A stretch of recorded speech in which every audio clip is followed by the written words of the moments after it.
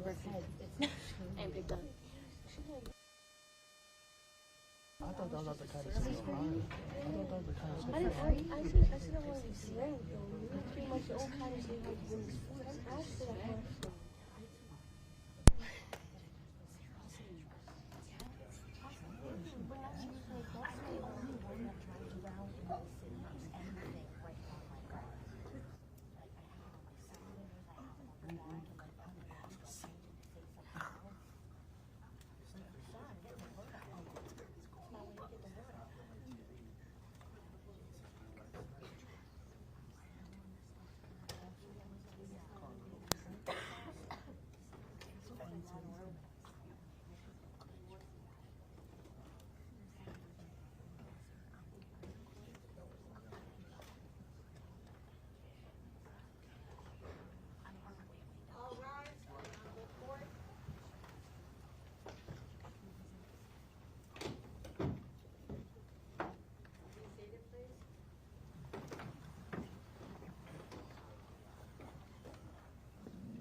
On the record for State versus John Delee, and we just returned from the View. One of the jurors approached me and indicated she had been in the GOAT previously, I guess as a customer. I didn't ask any questions. I told her just to hold that comment and I would address it. Well, I didn't tell her I'd address it with you, but that was my plan. So, so I don't know what, if anything, you want me to do about that. I don't necessarily have any inherent concern about somebody seeing something. If we had an accident on 93 that we're here litigating, we wouldn't exclude anyone that's been on 93. If defense wants something, maybe just a generic question that she agrees not to consider anything in reaching her determination of the facts of the law. But beyond that, I have no inherent concern about that. I was going to say maybe just an instruction that she consider whatever she saw during the View and not consider knowledge that she has of the, that is independent of that. It's a little bit. Yeah, that's going to be hard to do because she's going to watch the video from inside the bar, and I mean she's in a slightly better position than other jurors to know the layout. I'm not sure that makes a big difference. Okay. Okay. So I guess what I'll do is I'll say generically to the jury that some of you may have gone to the GOAT in the past, because jurors are drawn from the community. We anticipate they might have some experience with the locations, and there's nothing wrong with that, and leave it at that. Okay. I had another question. The jurors asked one of the bailiffs a question about taking notes, so I'm just going to explain to them this not to allow them to take notes, and explain why that is. So, okay, and then we can. Can everyone's cell phones be turned off on silence mode, please? Okay.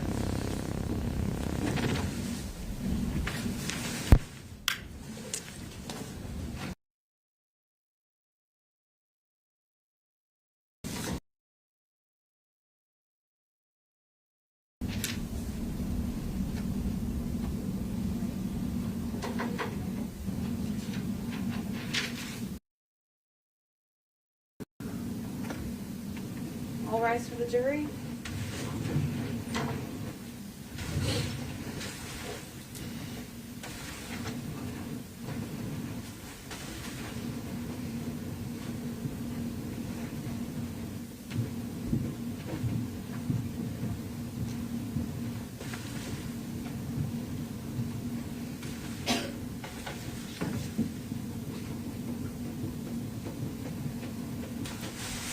May be seated.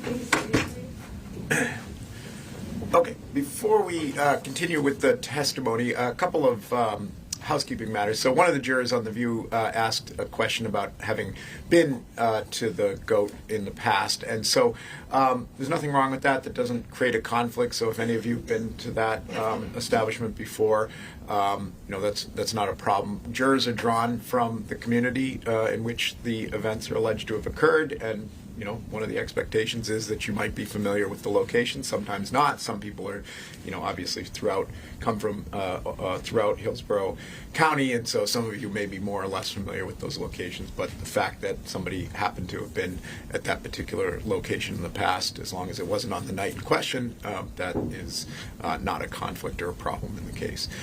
Second, one or more jurors asked a question of the bailiff about taking notes. So that's a complicated question, and sometimes I allow it and sometimes I don't. And typically in a case of a relatively short case like this, I do not take notes. And the reason for that is there are pros and cons to taking notes. You'll probably see me take notes. My job is very different than your job in this process. Your job is to determine the facts and to pay attention to the witnesses and to judge credibility.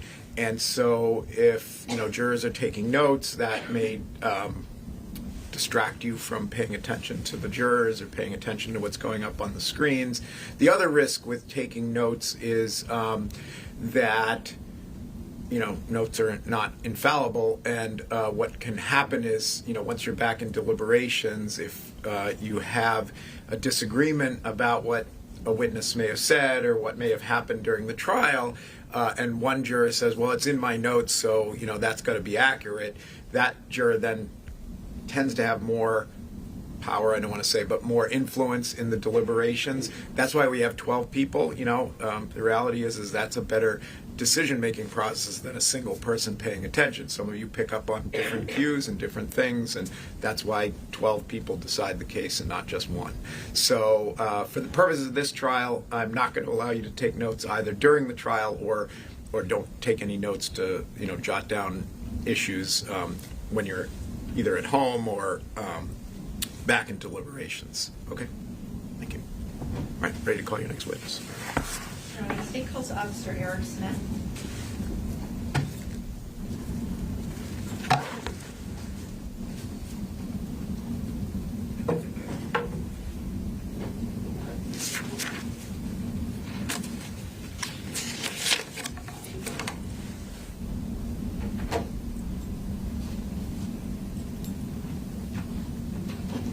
Just be careful when you go up there.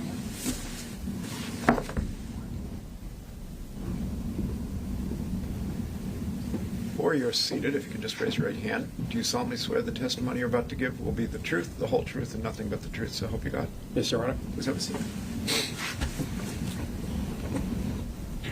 And there's water there if you need it for you. There's a microphone in front of you, so I'll just remind you to speak up if I can't hear you, but just so you know that that's there.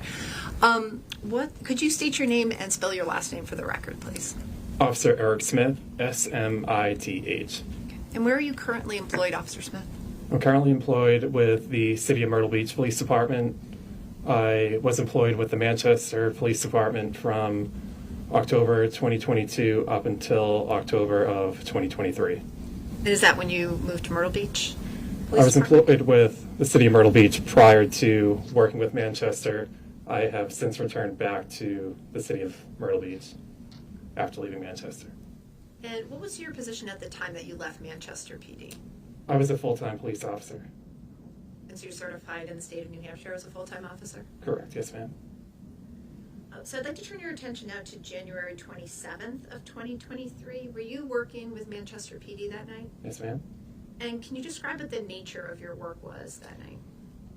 I was assigned to an off-duty overtime detail at the GOAT. And what's the general responsibilities of a Manchester police officer working in detail at the GOAT? It's an overtime assignment where we would just be stationed in that particular instance at the GOAT, and we would just stay inside of the bar. We could go outside, but just to remain on the property for mainly officer presence. So did the GOAT have their own security there at the same time that you were there? Yes, ma'am, they did. And how much of a presence do they have in terms of security? They usually had several. They would have a couple at the entry door. They would be scattered throughout the bar, a couple near the stage, back door, and throughout the establishment. So if there was a disturbance while you were working, who would handle it? The goat security. And then what would your role be with regard to that? It would just be a backup in case they needed any further assistance. However, there were usually several there to handle any other things that came up. Were you wearing a uniform when you were working that night? Yes, ma'am. And would you have your standard equipment on you? Like, would you have your duty weapon and everything else on you? Yeah, it was the full uniform, police radio, taser, firearm, handcuffs, everything. When did your shift start that night on the 27th? So the GOAT would hire us from 10 p.m. up until 2 a.m. And that's after the bars closed then? You're staying through to the end? Yeah, unless they release us early, but usually right up until 1:30 to 2 a.m. So I'm going to show you State's Exhibit 33 up on the screen. Is that coming up on the screen in front of you Yes, ma'am. also? Do you know what you're looking at in this picture? Yep, this is the GOAT, the layout of the bar, of the whole establishment. So if you don't mind, I'm going to ask you to come over to the larger version that's down here. And I know, I've been told if you, actually, do you mind going to the left side of the screen? I was told that we'll pick you up a little better on the microphone. Can you just show us where your position was when you were stationed there? So this would be the front entrance. So usually I'd be anywhere at the front entry door, primarily in this corner here. So I could pretty much see anyone who came in to the bar. I really didn't go much beyond that. Usually right around here to this general area, and that's where I'd be the duration of the night. And you mentioned the other bouncers or security that are there. Where in general were people the night that you were there in terms of that type of presence? So there would always be at least two at the entry door, and then scattered throughout. So usually one, this would kind of be like an office area, like a front desk. This gray box would be like a front desk area. You would have at least one here, and then scattered throughout. This is like a back door. I think you would usually have one in that general area to prevent people from leaving out the back door with alcohol, their beverage. But yeah, usually throughout the whole general area, they'd be scattered throughout. All right, thank you. You can go ahead and take a seat. So you mentioned that you were seeing people as they came in. Were you responsible for checking IDs or screening anyone, or were you just there as presence? No, ma'am. The GOAT security is actually pretty well trained at, with their special flashlights at looking at IDs and determining if they're legitimate. So I really never had any, role in checking IDs or anything like that. How busy about was the GOAT that Friday night? The GOAT is usually fairly busy.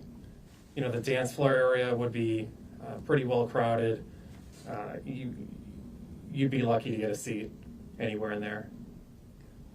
So I'd like to turn your attention now to around 12:40 a.m. What was happening inside the bar around that time? So I noticed a large rush of people, mainly security, head to the ramp area, which is central to the bar. And I hate to ask you to get back up, but do you mind just showing us again on the diagram where you're referring to, for the ramp? So as I stated, I'd be somewhere in that general area, and I noticed that a lot of people were going to this central area where it says ramp right here, and so I pretty much moved from that area to that other area as well. Okay, thank you. So when you saw people moving towards that area, you're seeing security, can you describe what you did yourself? The GOAT security had broken up the fight at that point. Everyone was pretty much separated. I really didn't have any role. They pretty much separated them instantly and moved them from that ramp area out to the front exit. So to be clear, did you see the altercation itself, or did you just see the aftermath? No, ma'am, I didn't see the altercation. Were you able to see the individuals that were involved in the altercation? Just one. I didn't see the actual fight happen, just essentially the aftermath. Okay. So the person that you saw, can you describe what he looked like, what his appearance was like? Very tall, heavy-set male, white, Caucasian. And do you see him in the courtroom today? Yes, ma'am. Can you describe him by where he's sitting and something he's wearing? Full beard, shaved head, sport jacket, blue tie. May the record just reflect that the witnesses identified the defendant, Your Honor. Can you describe what the defendant's appearance looked like to you at that time? He had a laceration on the left side of his face in the cheek area. And could you tell if that was bleeding at the time that you saw it? It was a fresh injury, yes, ma'am. You described him as being tall. Can you just describe his size for me? Again, I don't want to put words in your mouth. I'm 6'4", and he was taller than I am, so he was at least 6'4", so above average height and above average build. And when you say above average build, do you mind if I ask how much you weigh? I weigh about 220. And would you say that he was that weight or he was bigger than you? Definitely bigger. And can you describe what his demeanor was like? Like, how was he acting at the time that you saw him? He was aggravated from just being involved in an altercation. And I won't ask you to kind of speculate why he was upset, but can you just tell me what you were seeing from him in terms of how did he sound, how did he look? He was upset and yelling. So you described that security moved him, and I know you weren't sure who else was involved, but was it all the way out the front door? Can you just explain for us where you saw them go?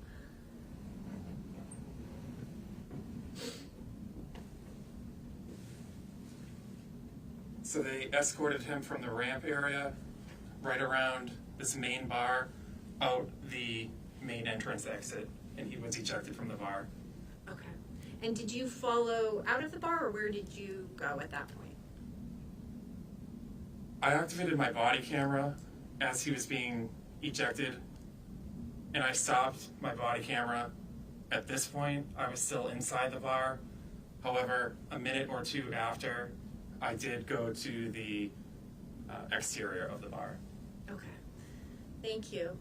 So when you take a seat, I'm going to ask you first a few questions. First of all, at any point during that time that you were in the area of the defendant, you said he was yelling. Did you ever hear him ask you for help?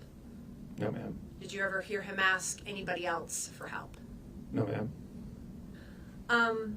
You were talking about your body cam. Can you just explain for the jury how that works? How do you use that as an officer? The Manchester Police Department, they have a body camera where it will be activated by a wristwatch. So if I press the button 2 times, it would activate the camera. I had my wristwatch attached to my duty belt. So if I pressed it twice, it would activate the camera. The audio would come on after the fact. It's a 30-second delay. So the visual portion of it would be instantaneous. However, the audio would come on after the fact. It would have delay on it. And is this running the whole time that you're working, or what? At what point do you activate it, or why do you activate it? I activated it when I determined that there was an altercation. So And when I'm sorry. No, please go ahead. When I determined that there may be a police involvement, I activated. So you hadn't been running it the whole time you were on the detail? No, ma'am. So I'm going to show you the beginning moments of what's marked as State's Exhibit, or has been entered as State's Exhibit 69.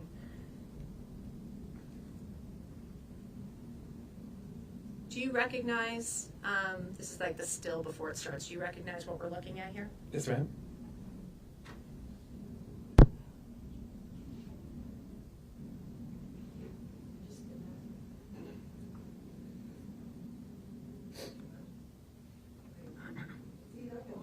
That's right, Rib. Thank you. Okay, thank you. Officer Smith, can you just describe for us, first of all, does this look familiar to you? Have you reviewed this footage? Yes, ma'am. Okay, and what is this, Dan? Is it okay if I get up? Oh, yeah, absolutely. So this bar area here would be the central bar that was in the last map of the establishment. So we're looking into the goat from the perspective that you're standing? Correct. And I know it sounds like a strange question, but where on your body is the camera? It would either be somewhere around my left pocket, because in the middle of my chest would be a zipper to attach my my vest with my equipment, so it would be on my left offset of the center. Okay. So we're not seeing things from your eye the same way that your eye would have seen it. We're seeing it from lower. Chest height. Okay. And you can go ahead and take a seat and see. So as we're watching through this, as you'd indicated, there's no sound normally in the beginning when your camera starts? Yes, ma'am, that's correct. And does it just turn on automatically at a certain point?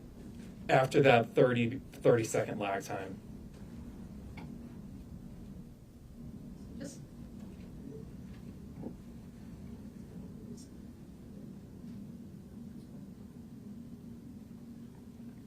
You're going too far. I will have to watch this again. So we're seeing you right now where you were initially stationed. When you start to turn, why are you turning? What's going on? Oh, sorry, as you start to move, I should say. So, like this gentleman, for example, he has that flag on the back of his sweatshirt, hoodie sweatshirt. I recognize that they are security for the goat. So when I see them kind of scurrying to a location, it's abnormal and there's something going on. Okay. So, sorry, I confused the screen with it moving it. But so every time we're seeing that black sweatshirt with a looks like a white flag in the back, those are security? Yep, it says Whiskey the People with the white American flag. Mm-hmm.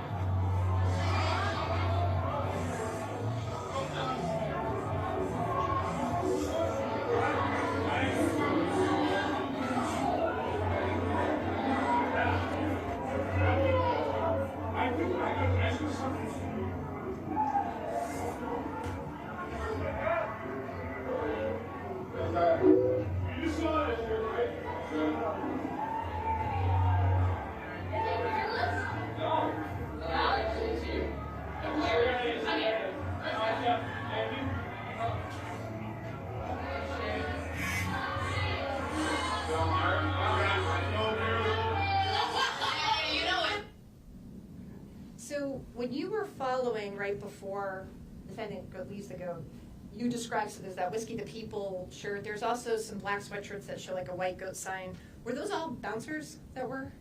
Yes, ma'am. So they all work there in a security type role. Okay. So all those people that we saw in front of you kind of walking out towards the exterior, Yes, those ma'am. are all goat security? Okay. So you started to explain to us, what did you do after this point, after the defendant was kicked out of the goat? It appeared that security had squashed the argument. The parties were separated, and he left willingly out of the bar. So what did you do at this point? Where I turned off my body camera, I stayed there for about a minute, but then I went outside as well. And after you were outside, did you observe anything that caused you concern? Not at that time. I had just been talking to a few people, and as stated in my police report, it had appeared that the argument had ended completely at that time. What happened at that point? Shortly thereafter, about a minute or two after I was outside, I heard several pops, which I determined to be gunshots. And could you tell where those were coming from? So they were coming from east of my location, which would have been toward the direction of Soho and Bank of America and Elm Street. What did you do at that point when you heard what you believe were gunshots? I immediately moved in the direction of the gunshots to where the sound was coming from. And did you notify anyone of what was happening at that point? Yes, so I went over my portable radio to notify dispatch that there were shots fired. And what happened as you started to move in that area towards Soho? As I took a few steps, I saw 2 or 3 young females in the opening of one of the businesses. It was another entryway, and they were huddled in like a fetal position, and it was clear that they were pretty scared. Once I determined that they were okay, I continued past them. And what did you see as you moved past them down the road? So after I passed them, I was on the sidewalk at that point, and I continued to walk in the middle of the street, Old Granite Street, to where I found the victim, Timothy Pouliot. And what did you observe about Timothy Pouliot at that time? He was on his back, sprawled out. And about where was he in relation to the other buildings? He was in the middle of the street, so maybe 10 or 20 feet from the business, from Soho. Was there anyone else near him at that time? Yeah, so he had one female on his left side and another female on his right side. And did you know who those people were? No, Who ma'am. were with him? Okay. Did you ever identify who they were at that time? No, ma'am. When you said that Timothy Pouliot was lying down, did you make any observations about what his condition was at that point? Things happened very quickly. I was unable to make contact, view him at all. What did you do at that point? So after you've seen him lying down and you see the 2 people on either side, where did you go? How did you know where to go next? The female who was on the left side of his body pointed and said that the shooter was over there. She specifically said he's got a gun. And when you say over there, where was this person gesturing? Were they gesturing, or were they indicating somehow? Pointing toward the alley beside Soho. And so what did you do at that time?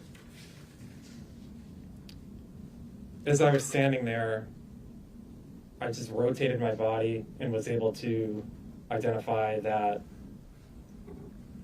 the defendant was there with a firearm. And did you recognize him as the person you had seen in the GO before? Yes, ma'am. Can you describe what he was doing when you first saw him?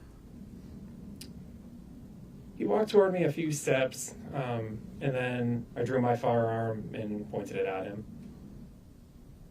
And you had said he had a firearm when you first saw him? Yes, ma'am. Do you remember what he was doing with it, where it was? How did you notice it? It was in his right hand, and he really wasn't doing anything with it. It was just kind of off to his side. Were there any other officers on the scene yet, or were you the first there? Not at that time, however, backup arrived very quickly, approximately 20 seconds after I radioed for assistance. So you said you drew your firearm Yes, ma'am. and you pointed it at him?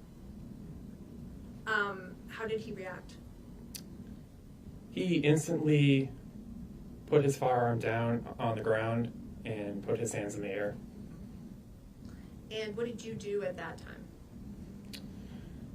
I just held him at gunpoint. I notified dispatch that I had one subject at gunpoint, and about 10 seconds later, it was very quick, Officer Biza came on scene, and he stood to the right of me.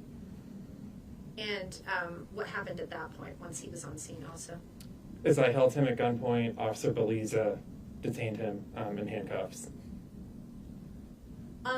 What happened with the firearm? Were you able to see that?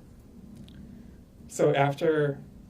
I should be specific, I'm sorry. The firearm the defendant was holding when you first arrived. What happened with that? After he was detained, I was able to go up to the firearm and I kicked it back away from him, just so it was safe. And you indicated Officer Biza was the one that put him in handcuffs? Yes, ma'am. Were there other officers on the scene at this point, or was it still just the two of you? Officer Biza was the first officer on scene. However, within a minute or two, there were several additional officers who had come to the scene. So I'm going to ask you to take a look. Okay, if we shut the lights again. So we talked about your body camera. Did you activate your body cam footage again? You've activated it the first time when the altercation happened in the bar. Did you activate it a second time? Yes, ma'am. This was the second activation. Do you remember about when you activated it, or what made you think to activate it? When I heard the pops. So when you heard what you thought were gunshots, you activated it again at that point? Yes, Before ma'am. you started going down Old Granite Street? That's correct. Yes, ma'am. And have you had... I'm going to show you what's been entered as State's Exhibit 70. This is about a 2.5 minute clip of the beginning, just the beginning part of your footage. Have you had a chance to review this? Yes, ma'am. Okay. And does this match your recollection of those first couple minutes after you activated your body cam? Yes, this would be Old Granite right in front of the bar. So again, like with the last time, there's no sound in the beginning, but then the sound kicks in at a certain point? Yes, ma'am, that's correct. Is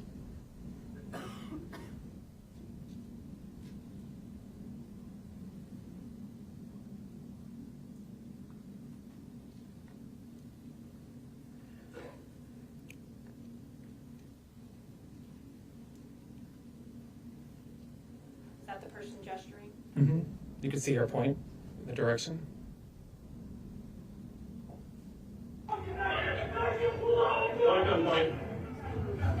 Put it down. Put it down. Put it down. Get on your knees. Get on your knees. Get on your knees. Put your arms out. Get on your face.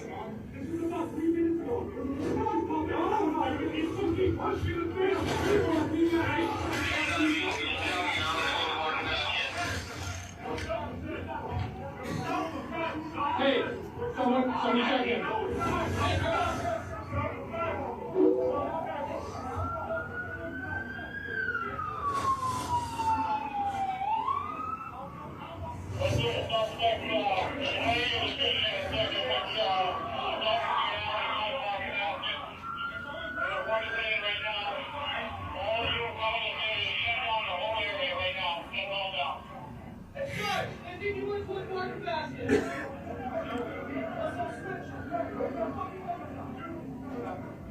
Shots fired. Guy got shot. I'll get back there. Hey, Sarge. Weapon here. I saw the weapon.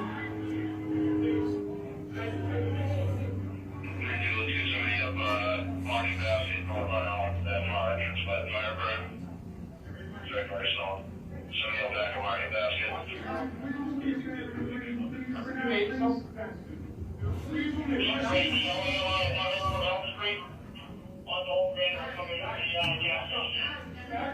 Manchester right now.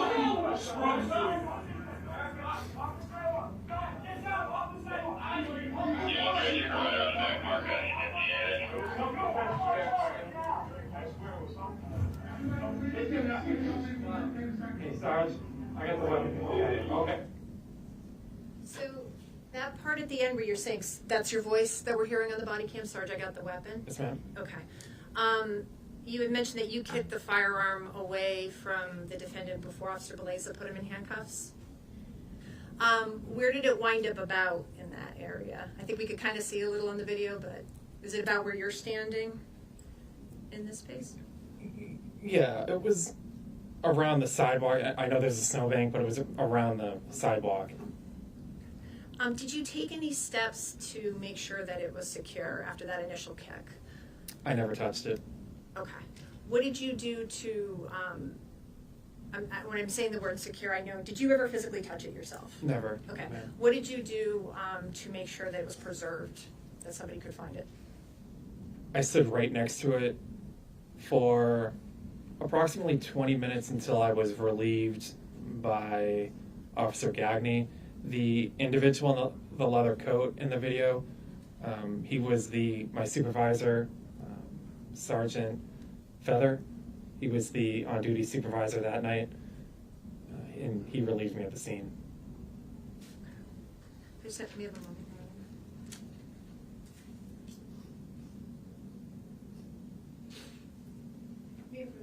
Sure.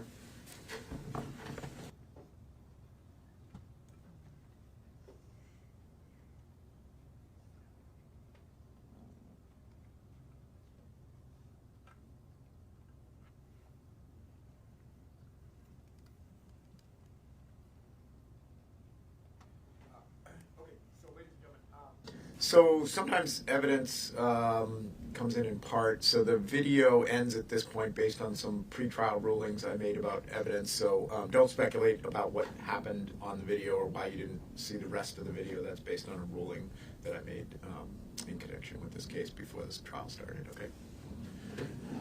And I have no further questions at this time, Officer Smith. Defense counsel has some questions. You may, of course.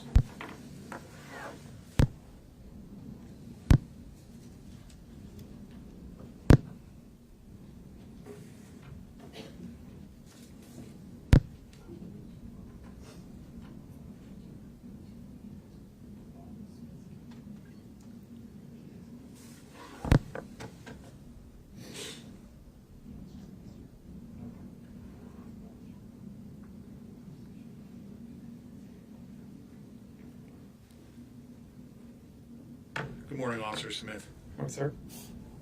So, Officer, I'm just going to take you back very briefly to the beginning of the evening. I just want to set the scene again. So if we go over some ground that we've already gone over, I do apologize. So you were on a detail at the GOAT that evening, correct? Yes, sir. And by detail, you mean that essentially the GOAT hired you to be there. You were off duty, but you were there in an official capacity. Yes, sir. Okay. And your job there is essentially to be a police presence, correct? Yes, sir. And you still retain all of your official police powers, right? You can detain, arrest, write reports, do all of those things, correct? Yes, sir, correct. As a matter of fact, you testified that you're in full uniform, you have your radio, you have your service weapon, you have all the equipment that you would normally carry as a police officer when you're on duty, correct? Yes, sir.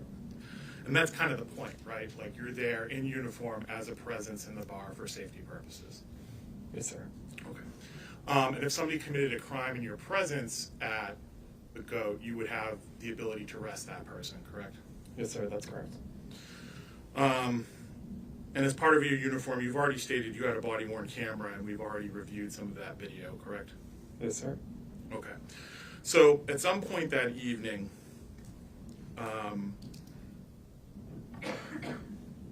you had reason to respond, and that's why you activated your camera, correct?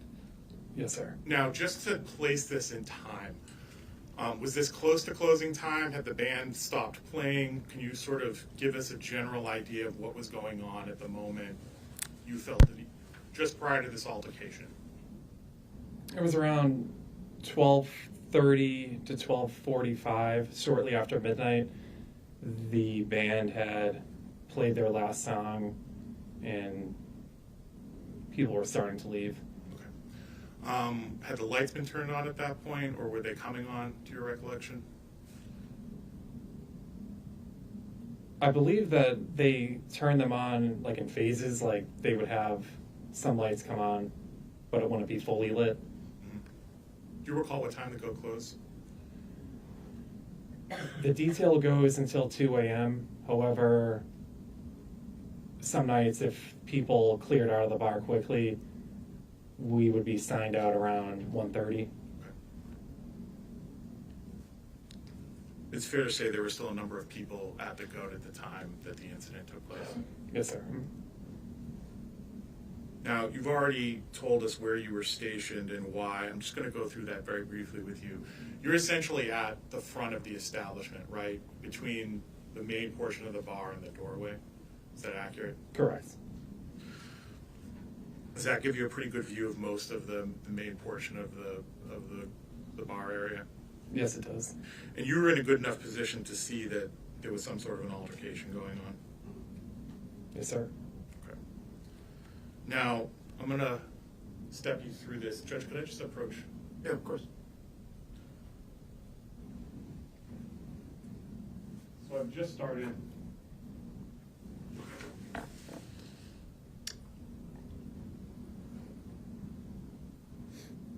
I'm going to play this all the way through again once. And I'm going to ask you some questions as we go. Now, at some point, you turn your flashlight on, correct, to see what's going on? Correct. Yes, This sir. individual that's in front of you right now, do you know who that is? No, I don't. Okay. I think that this pauses well, so.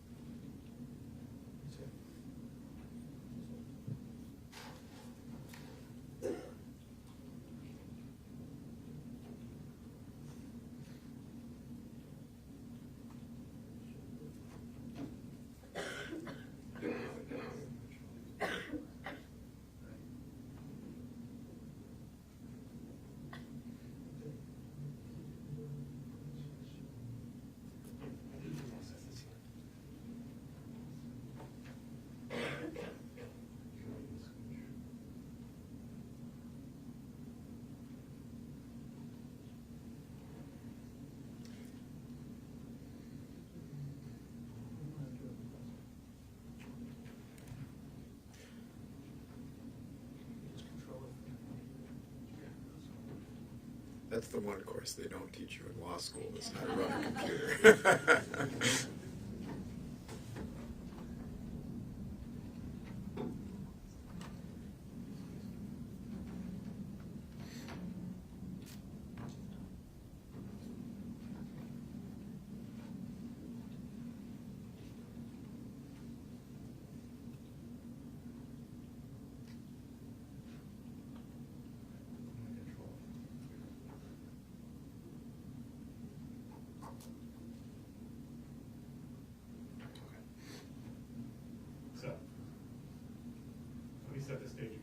already identified that this is your body camera.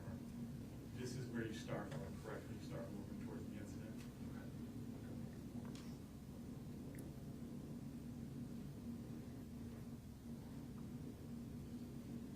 Now, you've already told us that they turn the lights on in phases. Would you agree it's still fairly dark inside the boat at this point? Yes, sir. It's dark enough for you to want to turn on your flashlight, right? Yes, sir. All right. So right at this moment,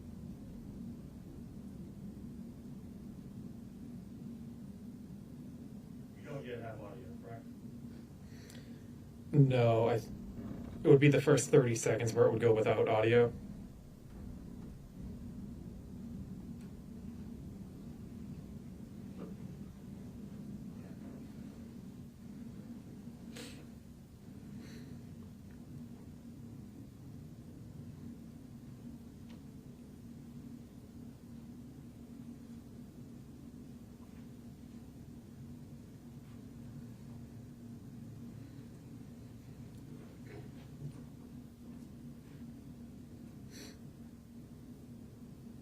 You're making your way over.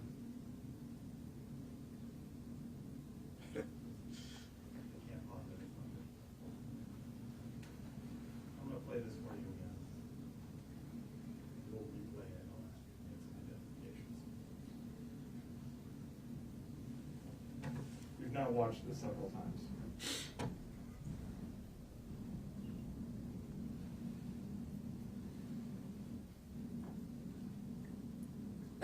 At this point, you're just making your way over, correct? Correct. Yep. You activate your flashlight. Now, you just previously said you don't know who this person is, right? Correct. I don't know who he is. Did you speak to him? No. Did he speak to you? Reporting.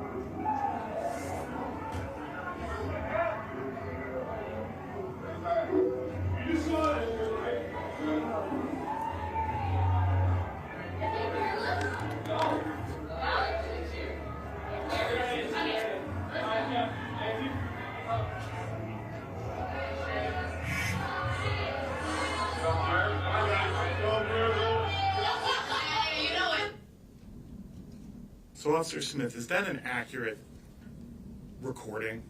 Is that what happened? Yes, sir. Okay. So, once you previously testified that the individual in that video, he was upset, correct? He was angry, he was upset, he was injured, correct? Yes, sir. He repeats over and over again, somebody had punched him in the face. Yes, sir. Okay. And he says, come fight me. Who just punched me in the face? Come fight me. Those are his words, correct? Yes, sir. And it's fair to say that as you followed him and everybody else outside the bar, your body-worn camera continued to record the statements of the individuals involved, correct? Yes, sir. Okay. And even if you didn't hear what people were saying, your body-worn camera certainly recorded a number of statements, correct? That's accurate. Yes, sir. The individual in that video, he didn't get carried out of the bar, correct? No, he walked out. He walked out. As a matter of fact, you previously testified that he willingly left. Yes, sir. And as he's leaving the goat, he says, did you see that? Did you see that? Somebody sucker punched me. That's accurate, correct? Yes, sir. Okay. And as he's leaving, he sort of repeats that. Did you see that? I got punched in the face. Yes, sir. And at that point, you stop in that little sort of front door vestibule area of the GO, correct? At Yes. which point you deactivate your body-worn camera because, as far as you're concerned, the incident was over. Yes, sir. So at this point, you believe that everybody who was involved in that altercation has been put out of the bar, Yes, sir. including the large gentleman with the injury. And you followed them out, right? You didn't lead them out. You didn't have your hands on him in any capacity, correct? Correct. Yes, sir. Did at any point you leave to check and see if he required further medical attention? After the body camera was turned off. I did go up outside approximately a minute or two later. Was he still out front of the bar at that point? I didn't see him, no. Okay. So it's fair to say you didn't render him aid or ask him if he needed an ambulance or medical attention at any point? No, sir. Did you check to see, again, if any other individuals who might have been involved in the fight needed medical attention? No, sir. Okay. Did you see if they were all standing together out on the sidewalk? When I was outside, I wasn't specifically looking for them. It was just me outside, just general officer presence, just me being there. Okay. So you stepped outside. Your testimony is a minute or two later, and you didn't see anybody. There would be the general crowd waiting for rides to be picked up, etc. Let me rephrase. You didn't see Mr. John Delee standing outside the goat when you stepped outside. No, sir. You didn't see the other individual that I pointed out that sort of passed in front of your body-worn camera that you didn't recognize. That's correct. I didn't see him either. Now, at some point, you were standing inside or outside of the goat when you heard gunshots. I was outside at that time. Okay. And as soon as you hear gunshots, did you call dispatch? Almost immediately, yes, sir. And you start making your way up the street towards the sound of gunfire. Yes, sir. At this point, are you calling 911, are you calling over the radio that you hear gunshots? Yes, I did. You activate your body-worn camera so that it's recording, correct? That's correct. And again, if I could approach the screen, Judge.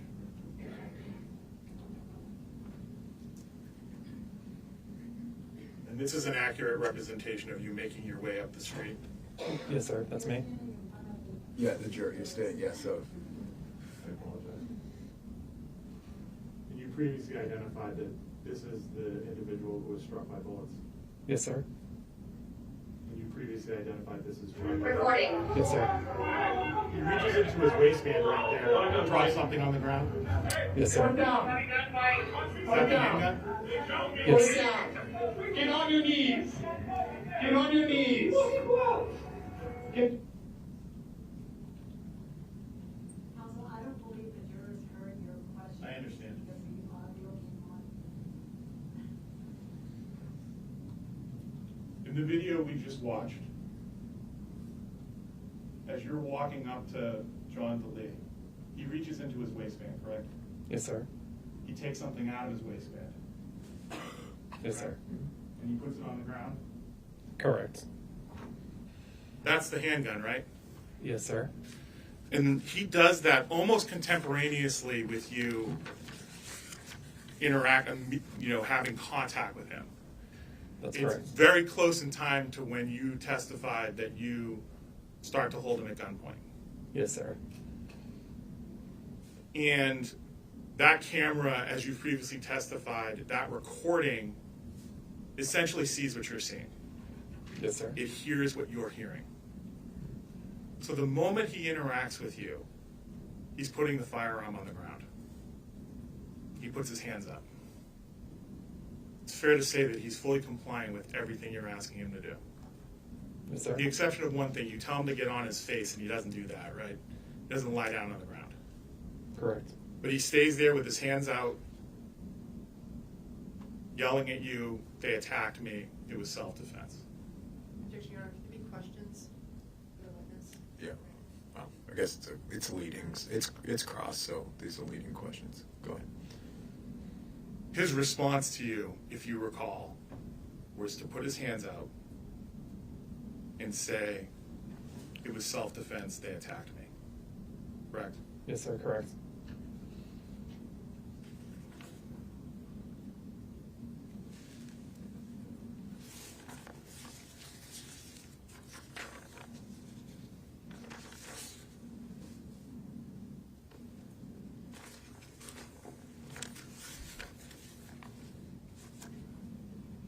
I have a couple of basic questions about your training, if I could.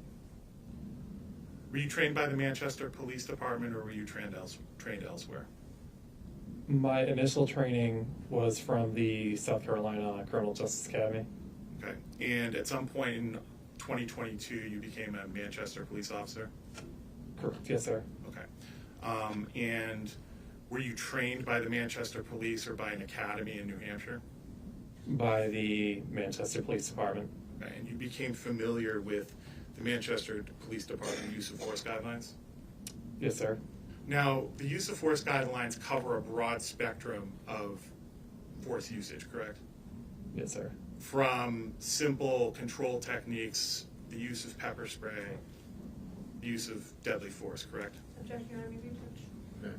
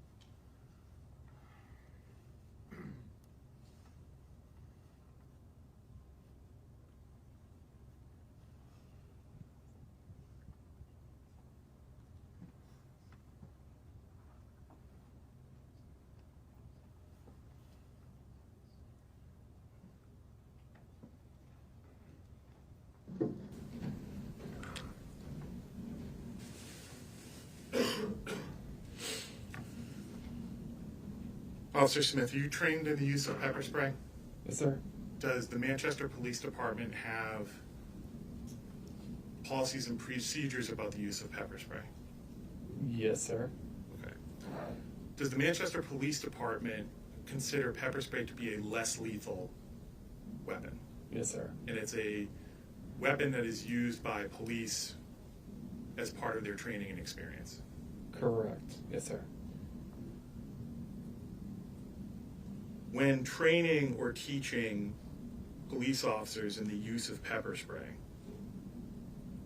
does the Manchester Police Department train you that the circumstances in which pepper spray could be used could be or could lead to issues around lethal force? Sustained. Can you repeat the question? I'll ask a different question. Sustained protections. Is pepper spray, strike that. Does pepper spray have a disabling effect when used on individuals on the street? Yes, sir. Does it burn the eyes? It does. Does it cause difficulty breathing? Over. Does it cause difficulty breathing? Yes, sir. When it burns the eyes, can it make it difficult for somebody to see? Yes, sir. Have you used pepper spray on somebody in the course of your duties? No, I have not.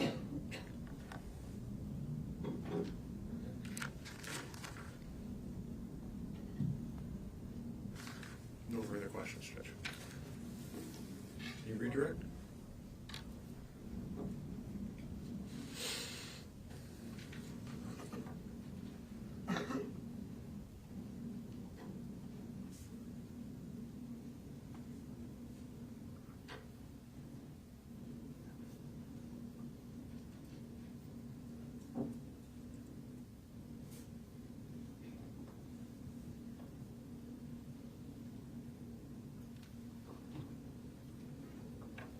Officer Smith, you testified that pepper spray is a non-lethal form of weapon. Yes, ma'am. Accurate?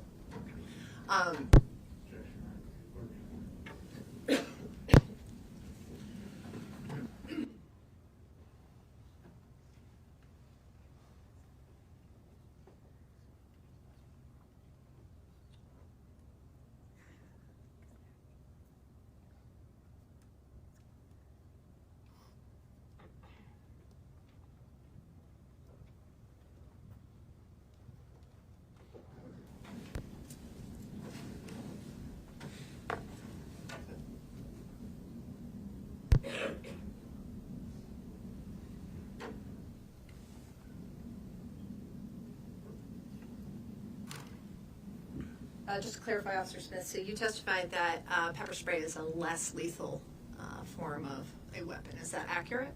Yes, ma'am. Mm-hmm. And that's why officers use it? Correct. One of the purposes? Thank you. I have no further questions, Your Honor. Okay. All right, you can step down. Why don't we take the lunch break then? So we will resume at 1 o'clock. Okay. All rise, please.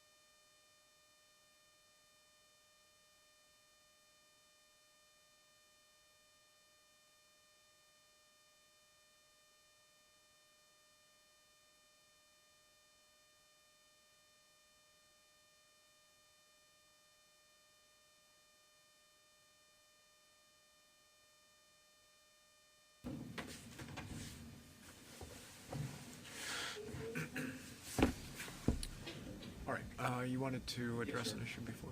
So the next witness is going to be a friend of the defendant's ex-girlfriend, Olivia Lonardo. Speaking with defense, there is two things that they intend to elicit. The first of which is during opening, defense alluded to Miss Elliott, or the defendant's ex-girlfriend, claiming that Timmy, in passing by, challenged her to punch him. We filed motion on number 5 that was to exclude any character evidence of Timothy other than specific instances which we laid out, which was granted without an objection from the defense. It's certainly an other bad act that was not noticed up, and even if it wasn't, it's not relevant. 403, it's definitely unduly prejudicial and outweighs any potential relevancy. The defendant had no knowledge of that interaction between Abby and Timmy, so it's only an attempt to attack the victim's character. So, I don't intend to bring it in as, I guess, I don't think it's another bad act. It's not meant to smear his character. It's the mindset that he's in as he's pursuing, and the doggedness with which he is pursuing Mr. Delee, that somebody that tries to stop him as he's pursuing Mr. Delee, he challenges them to a fight on the way so that he can go get Mr. Delee. So it's not a separate occurrence. I don't think it's another bad act. It's part of this pursuit of Mr. Delee, and it's part of the milieu of exactly what's happening at the exact time the attack on Mr. Delee is being planned and carried out. So give me a proffer as to what you anticipate to, or what you want to elicit. So Mr. Pouliot is running up Old Granite Street, and at the time, Mr. Delee is past the Soho, or just about at the Soho, or just at the entrance to the alleyway. And Mr. Nash and Mr. Mendoza are up by the Soho and across the street, and Mr. Pouliot is walking at a relatively rapid clip up the sidewalk towards Mr. Delee. And in some of the exhibits, Ms. Abby Elliott Orr, the ex-girlfriend of the defendant, basically chases him down to grab him. She grabs him and tries to stop him. And at that point, he turns to her, and they have a very brief interaction where, among other things, he says to her, in words or substance, go ahead and punch me in the face. She declines to do so. He escapes that interaction and continues on and confronts Mr. Pouliot. Okay. And so this is like in the moments before the sort of final fatal confrontation. Correct. This is after the altercation between Nash and Mendoza and Delee, and before the sort of next stage on. So yeah, this is 30 seconds beforehand.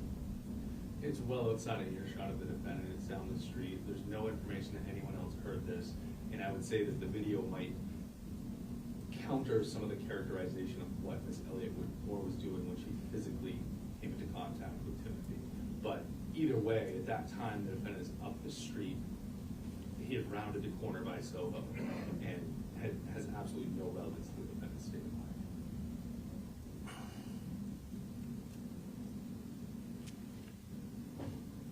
Well, but is it not relevant to Mr. Pouliot's state of mind and what's about to happen next? I don't know what the relevance at that point with his interaction with Olivia, that relevance, Timothy's alleged frustration or confrontation with Abby has on the victim's state of mind with regard to the defendant.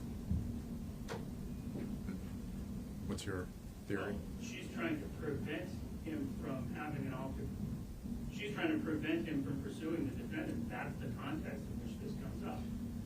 And it demonstrates his state of mind at the time that he's pursuing it. Just demonstrates the aggressiveness that he has. We don't have audio of the actual altercation, so we don't know exactly what he's saying to Mr. Delee and Mr. Delee saying to him. But I think it's instructive for the jury that at that very moment, that's his state of mind, is that he's combative, he is intending on an altercation with Mr. Delee, and he'll do what he needs to do to be able to do it,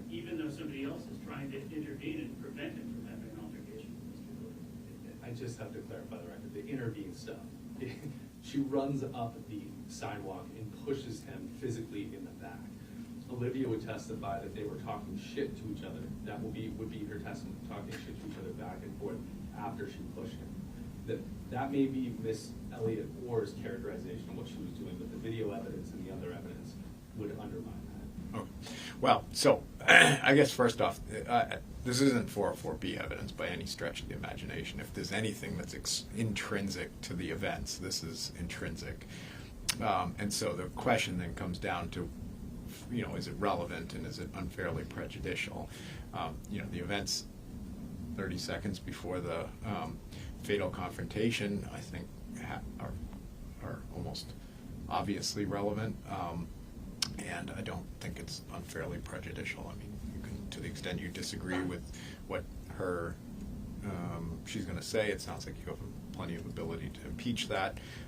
So that's what trials are about. And the other, just the parties of time, the state is not intending on introducing the defendant's racist remarks. So during that portion of the testimony, the state's going to lead Ms. Lonardo through that to try to avoid that coming up. Okay. All right, bring the jury in.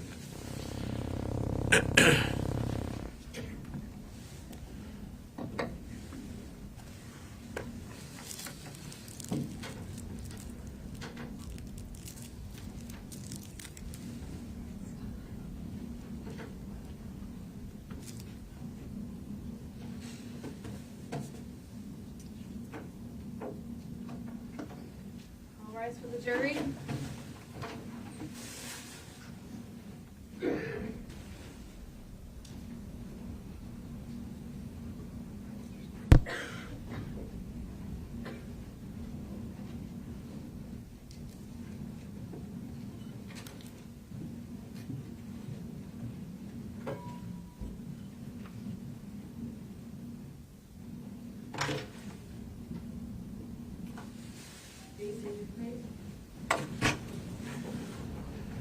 Ready to call your next one? Thank you.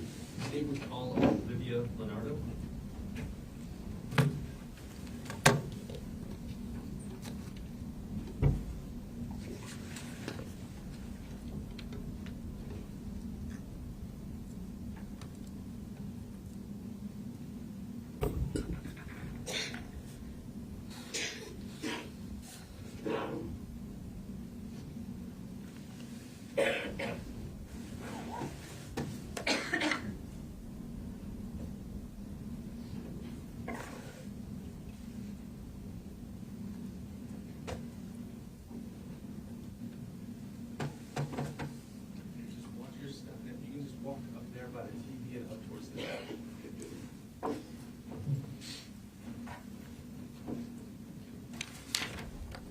Before you're seated, if you can just raise your right hand. Do you solemnly swear the testimony you're about to give will be the truth, the whole truth, and nothing but the truth, so help you God? Yes.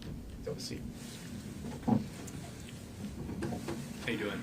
Good, how are you? Good. Can you please just state and spell your last name for the record?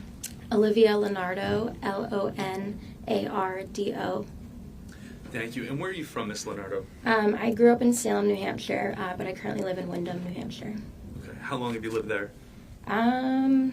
About 4 years, I think. Okay. So back in January of this year, you would have been living in Windham? Yes. Okay. You said you grew up in Salem. Did you go to high school in Salem? Yes. Okay. And what type of work do you do? I'm a graphic designer. Okay. How long have you been doing that? I just started my job about 7 months ago. Okay. All right. So I want to move on and focus on January 28th, really kind of the night of January 27th into the early morning hours of January 28th. Can you describe for us what your plans were as you led into the night of January 27th? Yeah, so Nicole and I wanted to get together, go out. We were planning on going to the GOAT. We were just trying to think of anyone else we could get to go with us. So that's when we reached out to Abby and asked if she wanted to come with us. Okay. Abby, what's Abby's last name? Elliott Orr. Okay. And how did you know her? We went to high school together Okay. and middle school. So you guys were friends? Yes. Okay. So it was you, Nicole Bergeron, and Miss Elliott Orr. I assume that you don't call them by their last names? No. How do you address them? I call Nicole, and Abby instead of Abigail. Okay. So I'll use those names to try to eliminate any confusion. So before January of this year, how long had you known Abby and Nicole for? I had known Abby since about 6th grade, and Nicole and I had been friends since, I'd say, sophomore year of high school. Did you guys have a plan to meet anyone else when you went out that night? No. And so you went to the goat. Do you remember about what time you arrived? I think we got there around 11, and we were standing in line outside. And were you outside for a while? Yeah, maybe about 30 minutes. Okay. And so we're talking somewhere around 11:30 you get in? I think so. And what happened shortly after you finally get into the goat?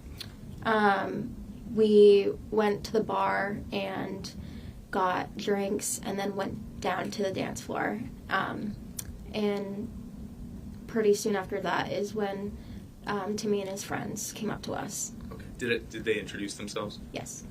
Who introduced themselves to you? Timmy and Michael.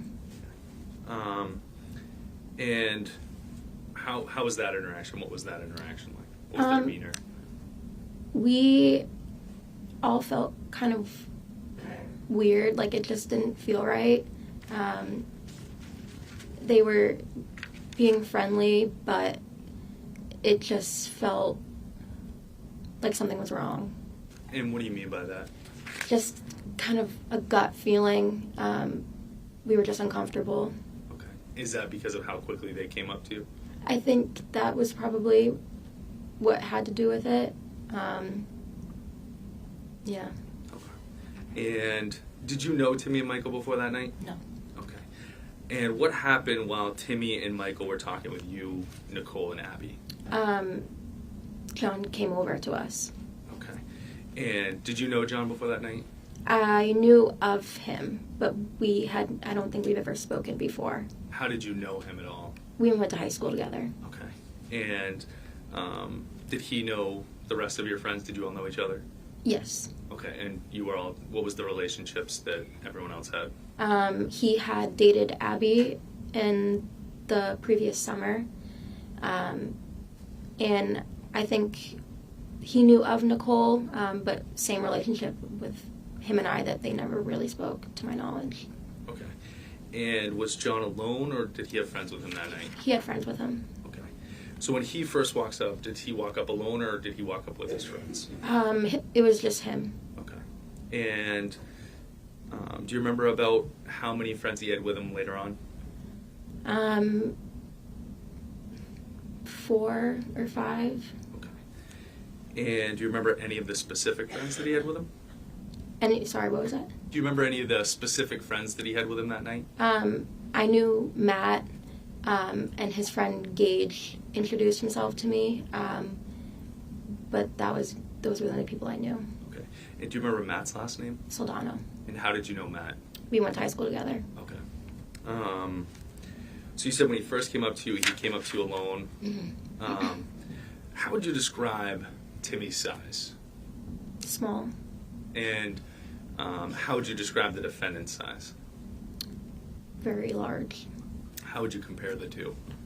Complete opposites. Okay. And what did John say when he first walked up? He asked Abby something along the lines of, "Why are you talking to this scum?" And was that the first interaction that you saw the defendant have with Timmy that night? Yes. What was Timmy's reaction to the defendant walking up and making this scum comment? They ended up kind of shaking it off and being like, "It's all good." Shook hands, and everyone kind of walked away. Okay. And so when they left the group, where was the next place you had any interactions with Timmy or Michael? A little bit later on, me, Nicole, and Abby went back up to the bar, and Nicole was ordering another drink, and Timmy and Michael came up to us. So that was when we saw them again. And when you say up to the bar, was it that big bar that's up towards the front, or is it that little side bar off to the side? The big one, like up the ramp. Okay. And what can you describe for us what happened during that interaction? Michael and Timmy were telling us that they could knock John out in one punch. They claimed that they were pro fighters. They were just saying that they were going to fight John, and we were just like, we didn't really think that they were serious, so we just ended up walking away. And where did you, Nicole, and Abby go after that? Back down to the dance floor, back to John and Matt and that whole group. And what happened there? John had asked Abby what was said, and Abby told him they said that they're going to knock you out with one punch. And what was John's demeanor like to that? He was kind of just like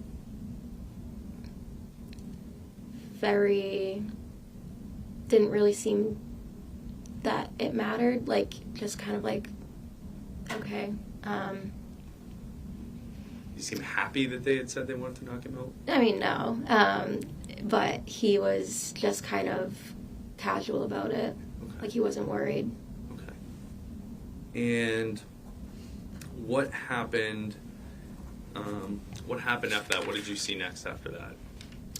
John went up to the bar where Timmy was, and I saw him talking, kind of standing behind Timmy and talking in his ear.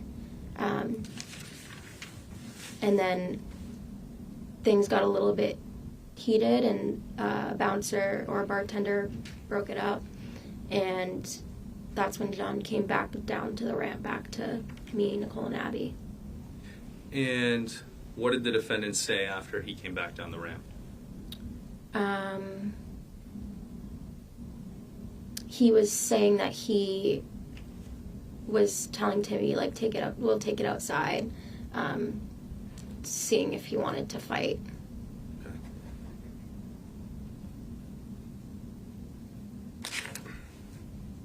Did the defendant tell you he was scared? No. Did he seem scared? No. Did he express any worry whatsoever? No. Okay. And what happens within a minute or so after the defendant comes back down the ramp? What do you see? Michael came down the ramp after that, and punched John in the face. Okay. And did you actually see the punch? Mm-hmm. Okay. And what happened after that altercation? They fell to the ground and they were fighting. I kind of got pushed like towards the top of the ramp, and Nicole and Abby were still at the bottom. And where did everyone go after that? John had gotten kicked out, so we decided that it was time to go home, and we were all walking outside of the goat. And what did you see as you were leaving the bar? John was standing outside, bleeding, screaming. I'm just going to pause right there. Can we back up? Yeah, sorry. As you're leaving the bar, what are you seeing in the bar as you're exiting? Timmy. He was still in the bar, and Abby was talking to him. She pushed him, and then we walked out. Okay. Moving outside, you said you saw the defendant, and he was yelling and screaming, correct? Yes. Can you describe his demeanor when he's outside? Just pure rage. And what were you and everyone else trying to do as far as the defendant was concerned out there? We were trying to calm him down. Nicole was trying to clean up where he was bleeding on his face. We were telling him it's not worth it. Just go home. But he just kept screaming for people to come fight him, yelling, "Who hit me? Come finish the fight." Yeah. Was he yelling derogatory names and swears? Yes. Okay. Now, we're talking about this is right outside of the goat. You're on that sidewalk area, Yes. right? Were any of the defendants friends with him beyond just you, Nicole, and Abby? Yes, I remember Matt was there. Gage may have been there as well. Okay.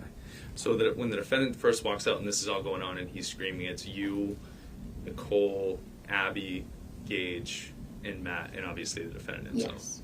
Okay. And what was Matt and Gage trying to do as far as the defendant? Same thing, calm him down. And at this point, where was security? Outside the door of the goat. Okay. So while he's screaming and he's yelling and angry, how did the calming him down work? Were you able to calm him down? No. Were Matt and Gage able to calm him down? No. What happened as the defendant was yelling these remarks? Someone was standing nearby smoking a cigarette, and John began yelling at him, and they started fighting too. Okay. So you saw a physical altercation between those two? Yes. What did you see happen during that fight?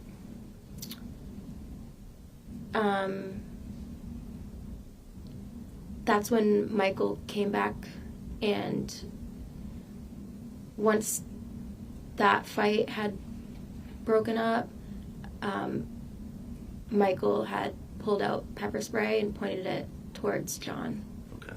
And I'm going to talk about that. I want to back up just a little bit first. This altercation between the man smoking the cigarette and the defendant, what did you see during that altercation? They were both fighting, punching each other.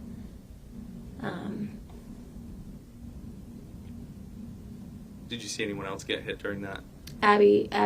John did hit Abby in that. Okay, during that altercation. Okay. And so you said Michael came over and he brandished pepper spray, correct? What was the defendant's response to that? He pulled out his gun. Okay. And what did you hear and see when that happened? He took the safety off. Okay. Did you hear that, see it? The kind of click. So you heard a click? Yeah. Okay. And where was Timmy at that point? He was still inside the bar.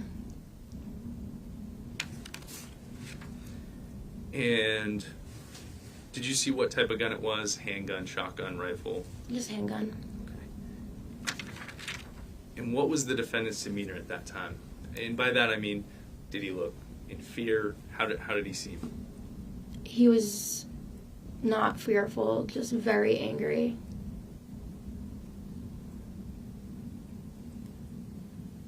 Did he ask you guys to call for help? No.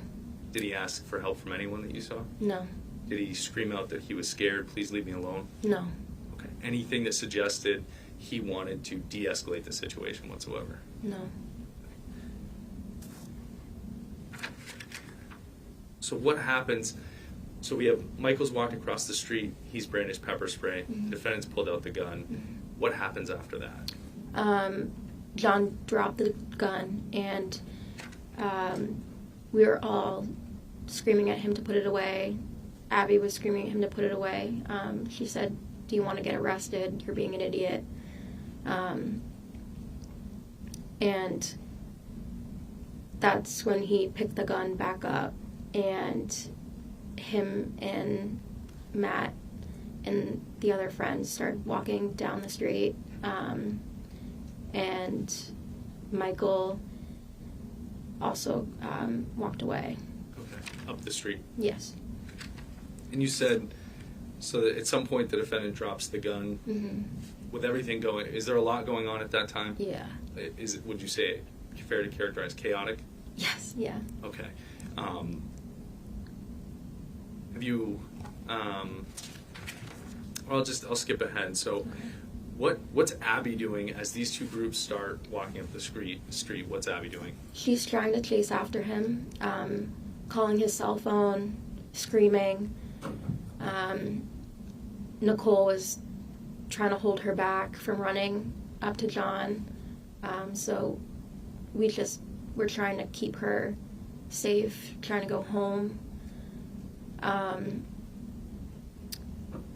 John and his friends, I had figured that they went home or were going home. Same thing with Michael. I thought that they were just going home.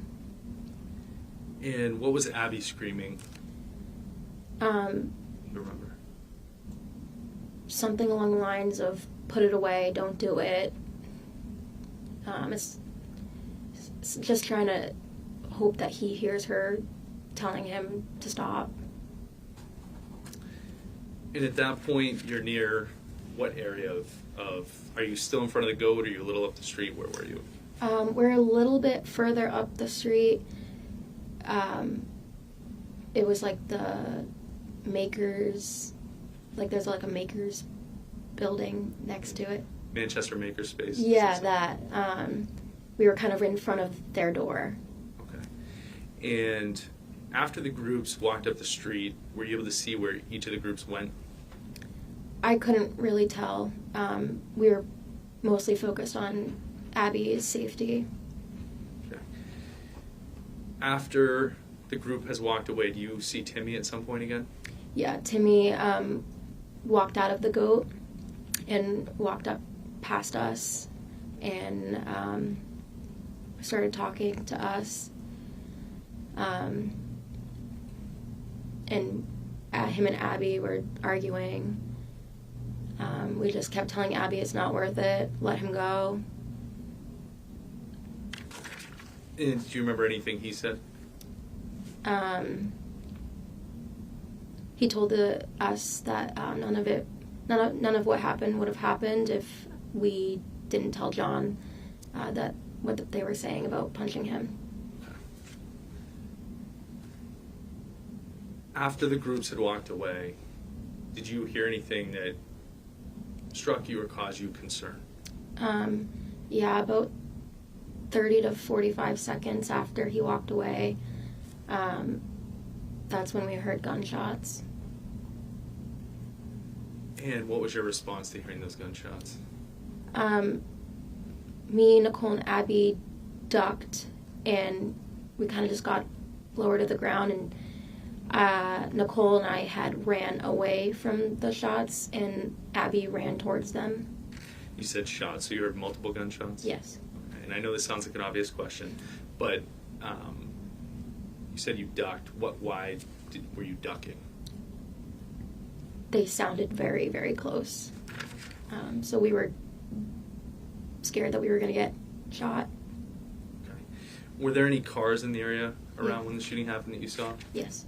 Did you see anybody driving or any pedestrians in the area? Yes. And after the shooting, what happened immediately after the shooting? Sirens, running. I saw Michael jump over a snowbank, running away.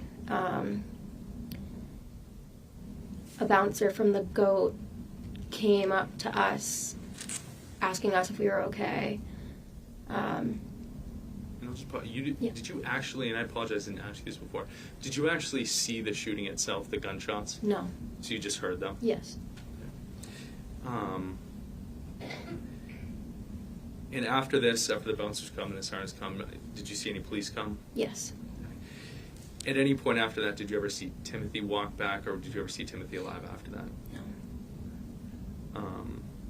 Can you describe, you said that you'd known Abby since the 6th grade. Mm-hmm. Can you describe for us how that relationship is after this?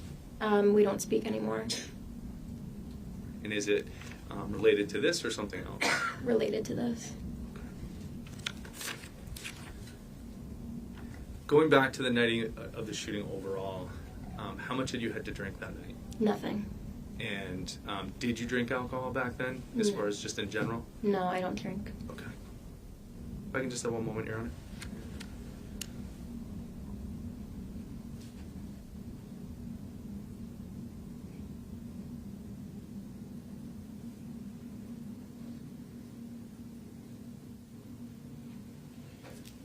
Thank you, Ms. Lonardo. This state is nothing further, Your Honor. I assume defense counsel will have some questions.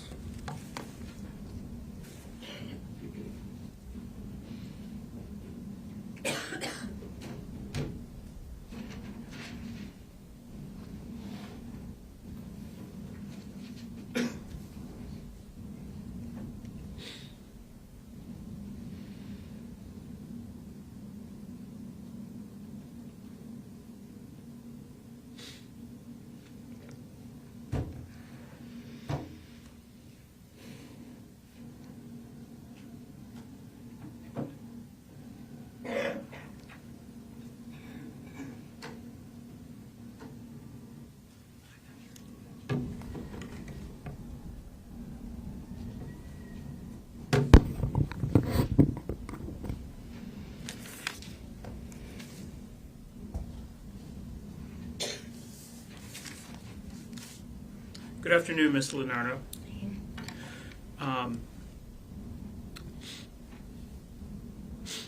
How old are you? I'm 23. And how old were you back in January of 2023? I was 22.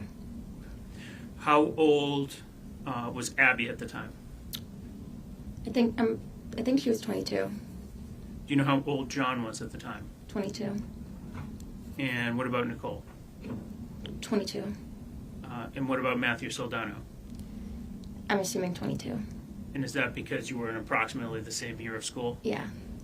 And what about Gage Chandler? Did he go to school with you also? I didn't know him at all previously. I think he was a year or two younger than me. Okay. So he was in high school at the same time, but not necessarily in your graduating class? Yes.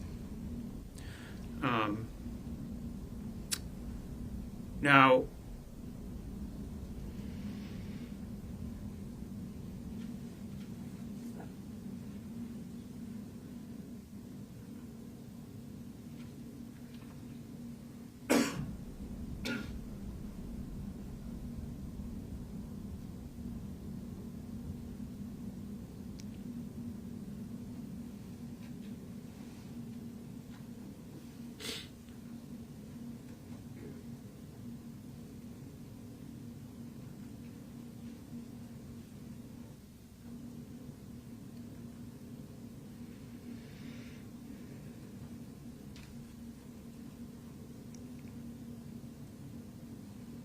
show you States Exhibit 55.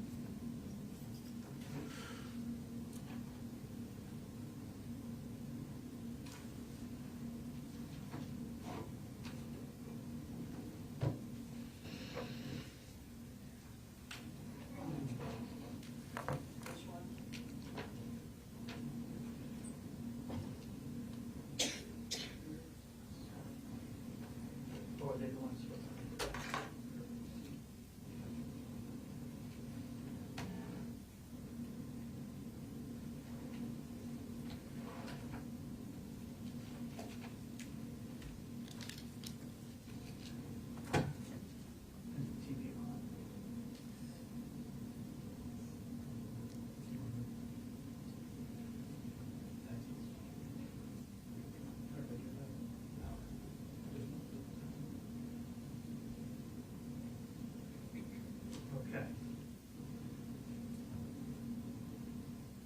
All right, Ms. Lonardo, do you see yourself on screen? Yes. Could you please walk over to the television screen and maybe stand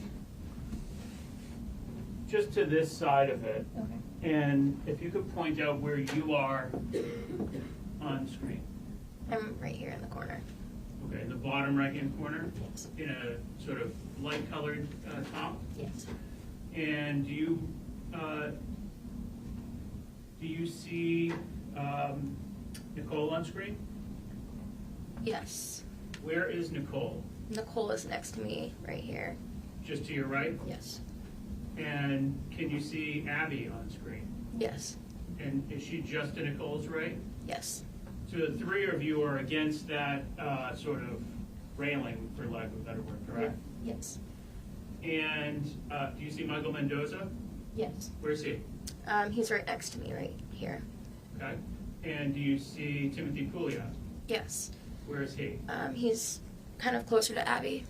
Okay. And with the blonde hair, right? Yes. And the gentleman with the white hat, do you remember him being there as well? I do. I don't know his name, though.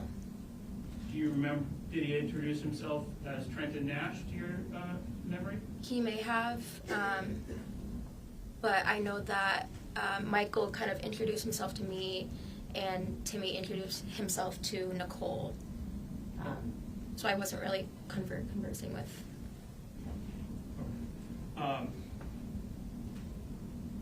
And this is this the location where you were when John approached? Yes.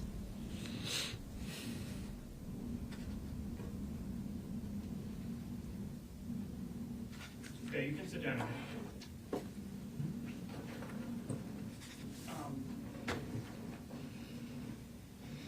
Now,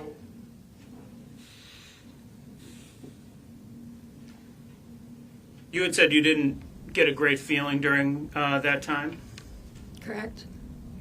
but it was just intuition more than anything else? Yeah.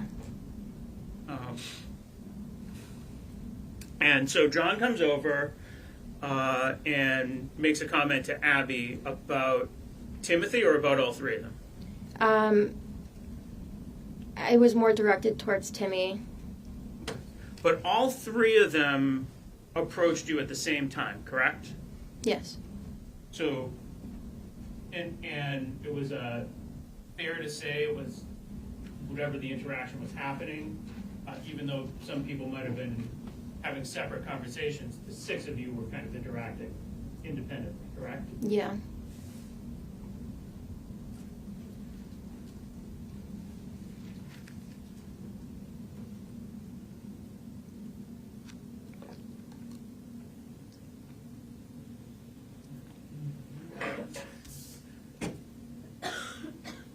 Now I'm going to show you State's Exhibit 46.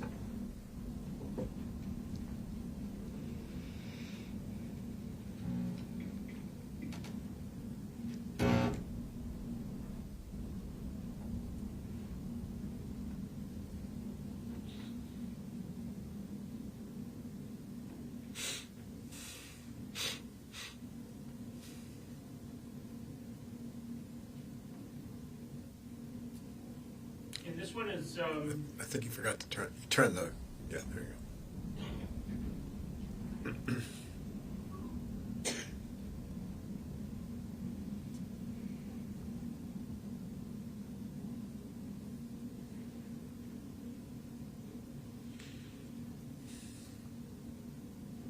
so this one is only 49 seconds, so we're going to watch it right through as soon as it's booted up on the main screen.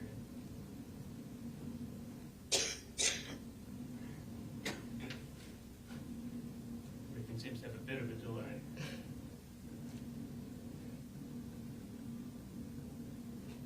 All right, while we wait for it to come up, how long were you and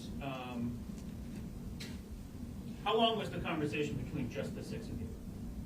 Maybe just a couple minutes. It came on and went right back up.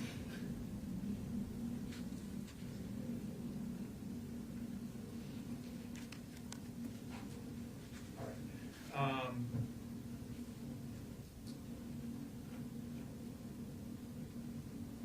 How to make that statement?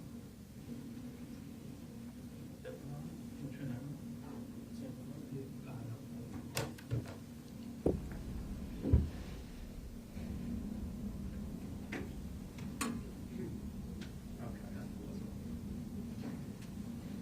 Can everyone in the jury see this screen here? Okay. Ms. Lonardo, could you come over to this screen? Yeah, of course.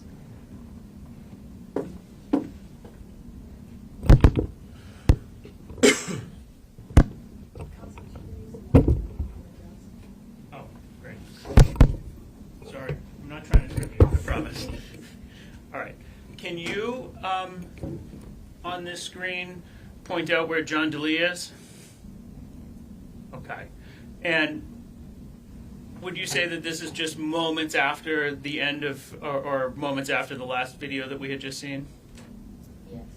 And this is approximately when John made a comment to Abigail, correct? Yes.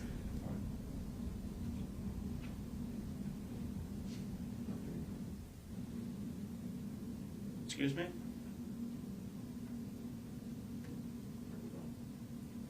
Sorry. Yeah, there's no audio on these videos. Okay? Okay.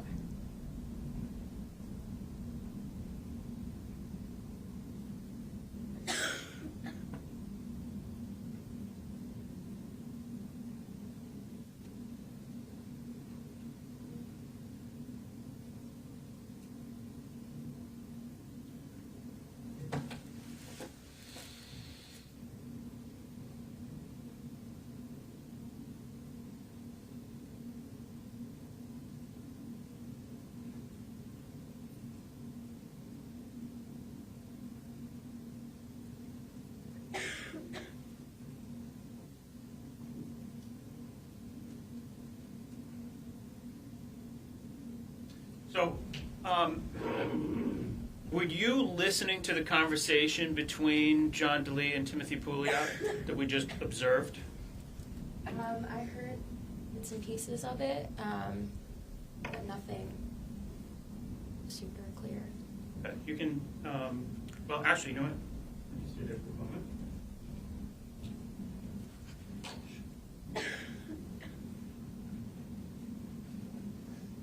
Was it a friendly conversation?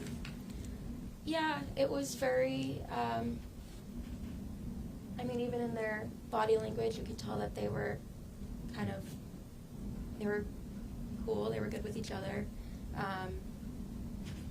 It seemed that there was no problem between them. Okay. So now I'm going to show you State's Exhibit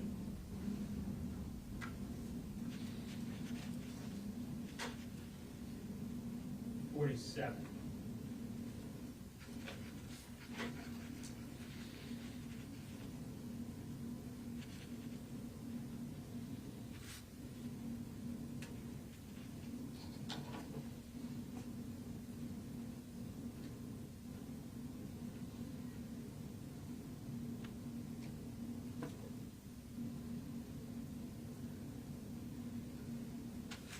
Is it up on the screen yet? Not yet.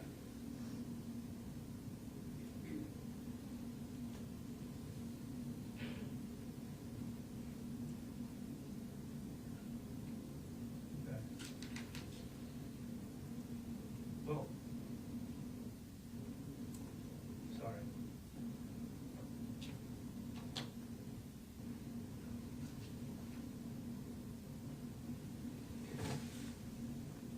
Just a moment. You know what, you can resume the witness stand, actually.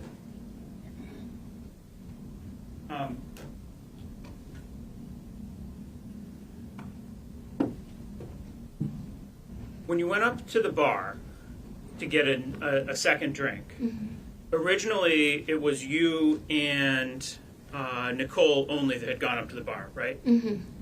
And Abby and John stayed behind, right?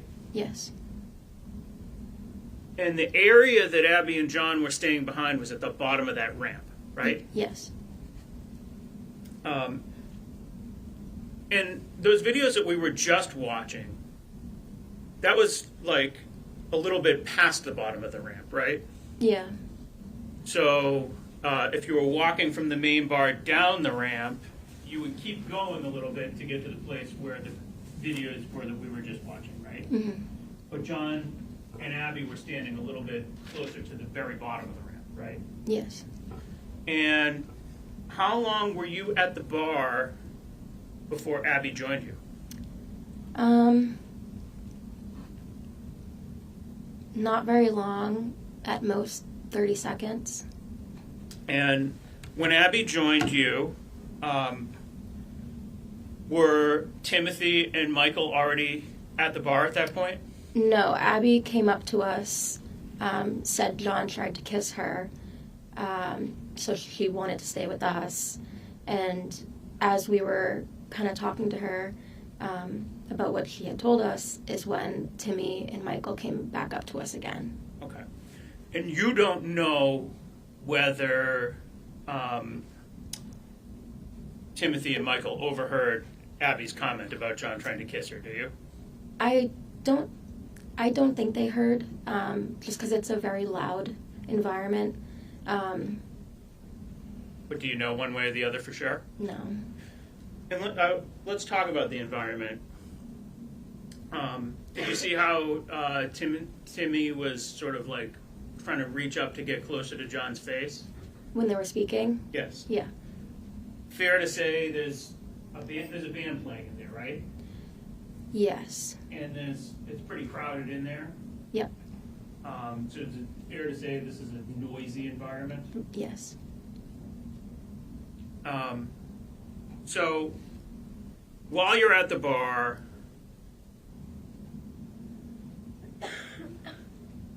Timothy and Michael speak directly to you three girls, correct? Yes. Women, I should say, right? And when Timothy and Michael are speaking to you women, that's when they tell you that they're professional fighters, right? Yes. And that's also when they tell you that Timothy says he's not afraid of John, or words to that effect, right? I don't know if he said that for sure, but I know that he did say that he was a pro fighter. Okay. And at some point, Michael said something along the lines that he was going to knock John out by the end of the night, right? Yes. And did Timothy say anything along those same lines? I don't remember. I'm not completely sure. Okay. Did you end up getting a drink at that point? No. If I did, it was like a Sprite. But I mostly just went with Nicole up there because she wanted a drink and I didn't want her to go alone. Did Nicole get a drink at the time? Yes. Okay. Did you leave the bar after you had gotten the drink, or did you leave the bar early in order to get back to tell John what had happened? No, once Nicole had gotten her drink, we walked back down to where John was. Okay. And did all three of you women tell John what had transpired up at the bar? No, just Abby. Okay. When you were there to overhear her telling him? Yeah. And did she convey all of the things that you've described on the witness stand? What do you mean? She told John that they said they were professional fighters, right? Yes. And she told John that Michael had said he was going to knock John out by the end of the night, right? Yep. And she told John generally to watch his back, right? Yes. How long was it after that John went up to the bar? Maybe a minute, less than a minute. And did you watch the interaction between John and Timothy up at the bar? Yes. And you saw John kind of give him a little shove at some point? Yes. And but you weren't able to hear anything that was being said? No. And John came back, right? Yes. And I think you said John was stopped by the bouncers on the way back? In no way. While he was talking to Timmy, the bouncers noticed that they were arguing a little bit, so they kind of separated them. And then that's when he walked back. All right. You didn't overhear any of that conversation, right? No. And so when John comes back, Does he say anything about what happened up at the bar? He tells us that we asked him what happened, and he said that he was telling Timmy, if he wants to fight, let's go outside. Just kind of recapping what he said, take it outside. And then it was kind of done, right? We thought. John started dancing to the music, right? I don't really remember. Were you all having a good time, basically, at that point? In a way, yeah. We kind of assumed that nothing else was going to happen. Did you see Timothy actually walk down the ramp? When? After the interaction with John at the bar? I saw Timmy. I don't think I saw Timmy. I saw Michael walk down the ramp when he punched John. Did you see Timothy and Michael speaking right before Michael punched John? I saw Timmy kind of walking around the bar, but I don't think he came down the ramp. He didn't come near John, to what I remember. All right. Did Michael say anything at all to John before punching him? No. Did you have any idea whatsoever that John was about to get punched in the face? No. I was watching Michael because I was just like, what is he doing? He's just standing there staring. It all kind of just happened really quickly. John didn't say anything at all to Michael at that time, did he? No. John didn't move towards Michael at all, did he? No. John didn't make any kind of threats towards Michael? No. Would you describe the punch as a sucker punch? Yeah. And it was a pretty forceful blow, right? I guess. He wound up Yeah. and followed all the way through, right? Mm-hmm.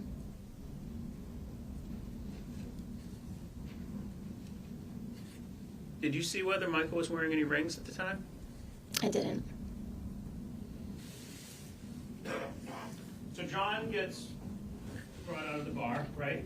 Mm-hmm. And when you get outside, Nicole is trying to help clean him up, right?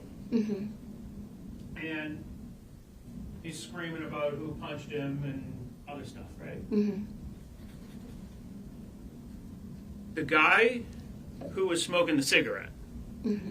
did you see whether he walked across the street or was you just noticed him standing nearby?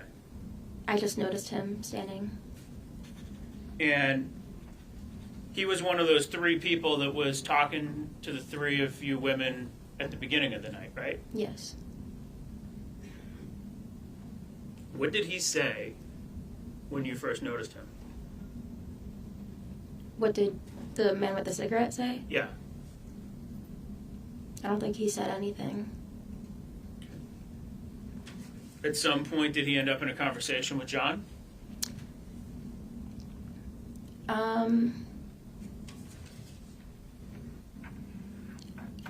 It was less of a conversation and more of pushing each other. Did John tell him to beat feet, get lost, anything along those lines? I don't think so. Did Abby say anything along those lines to him? Me, Nicole, and Abby were begging the guy not to get involved and to just walk away. But he didn't walk away, did he? No. He got involved, right? Mm-hmm. When did you notice Michael Mendoza on top of the snowbank with the pepper spray? Very shortly after, if not towards the end of John fighting with the man smoking a cigarette. Okay. And up until that very moment, you had no idea that John had a gun with him, right? No idea. He didn't say anything about it in your presence? Not that I heard. And He didn't show it to you, or he didn't display it in a public way, right? He didn't display it to me. And so when Mendoza approaches, he stands up on top of the snowbank so that he's kind of looking down at John, right? Yes. And how close would you say the can of pepper spray was to John's face? It wasn't right in his face, but maybe like a few feet. You carry pepper spray, right? Yes. And have you ever had to use it? No. Do you know how to use it? Yes. Was it close enough to use? Yes. And you had it with you that night, right? I did. But you didn't get it out at that point. No. I never took it out of my pocket. So John pulls out the gun and drops it, right? Mm-hmm. When you heard that click, was that before or after he dropped the gun? Before. And you described it as taking off the safety, but you don't know how this gun works, right? No. So you don't know whether he was taking off the safety or doing something else, right? No. And have you ever heard of racking a pistol? No. Was the sound consistent with pulling back the top of it and letting it go? Yes.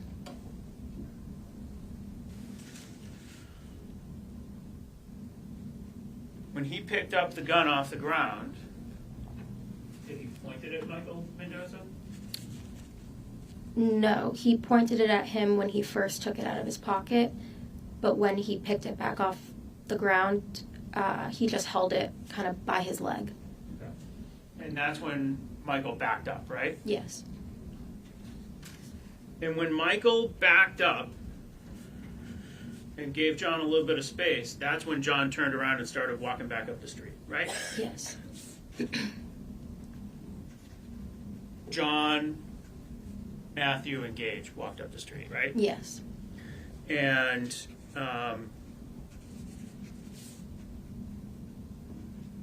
Michael and Trenton followed them up the street, right? Yes. But you and Abby and Nicole stayed behind, Yes. even though Abby did not want to stay behind. Correct. How long was it before Timothy came walking by? Within, I'd say like 5 minutes, less than 5 minutes. And when Abby walks by, when Timothy walks by, he's not running, but he's moving, right? He was kind of casually walking. Yeah. Fair to say, though, he originally walks past you, and Abby struggles to get away from the two of you and then chases him down, right? Yeah, and she pushed him for a second time. And that's when you and Nicole and Abby all have the conversation with Timothy, right? Mm-hmm. And he dares Abby to punch him in the face, right? I don't know exactly what he said, but I do remember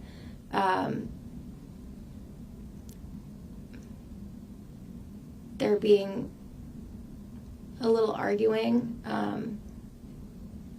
I don't remember exactly what was said. I just remember telling Abby it's not worth it, and to just let it go. She didn't punch him in the face, did she? No. But she did try to tell Timothy not to follow John, right? I don't know. I don't remember.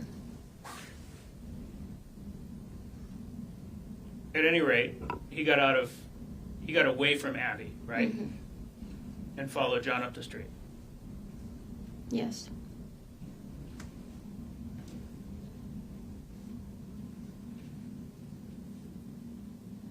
Now,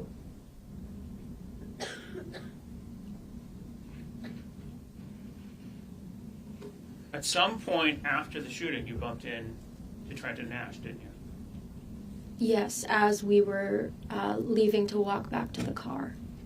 Yeah.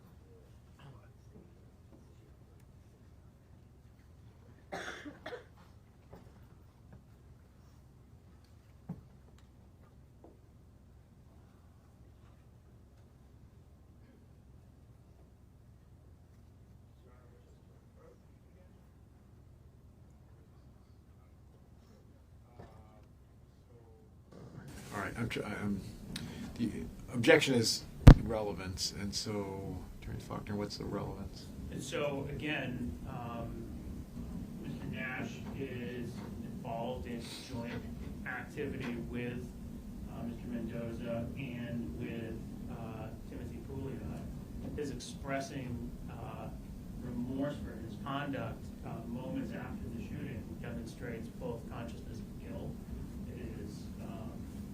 It's clearly an admission against his interest, his penal interest, and also it just demonstrates that the mindset that he knew that he and Mendoza and Pouliot were in the wrong. All the same reasons that I said up there. Yeah, I mean, I don't, to the extent it's relevant, I think the unfair prejudice outweighs it, because it's not clear what he's apologizing about. I mean, he's not apologizing to the defendant, he's apologizing to this witness and her friends, and that could be interpreted in any number of ways, including that he's sorry that they were present for this. I mean, just not sure that it adds anything to the...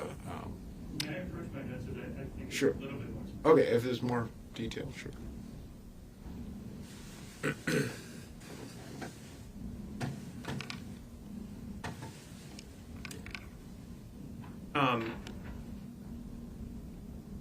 So, what she told the police in a recorded interview was that he walked over to us and he looks like he just saw a ghost, and he kept just saying, "I'm so sorry, I'm so sorry, I'm so sorry." And she asked him, "Did anybody get hurt?" And he just looks at me and he's like, "You don't want to know." That's what Trenton Nash tells to Olivia Lonardo. It's not. To the extent it's relevant, the unfair prejudice outweighs the relevance, so I'm not going to look. Okay. All right, so we'll take a recess, be back in 10 past. Just for ministerial last night, we'll need for our we have a short witness after this, and then our next witness is fairly long, and will be a lot of text stuff, so we may need a second break just to get that set up. So I apologize. I'm gonna try to squeeze them in. All right.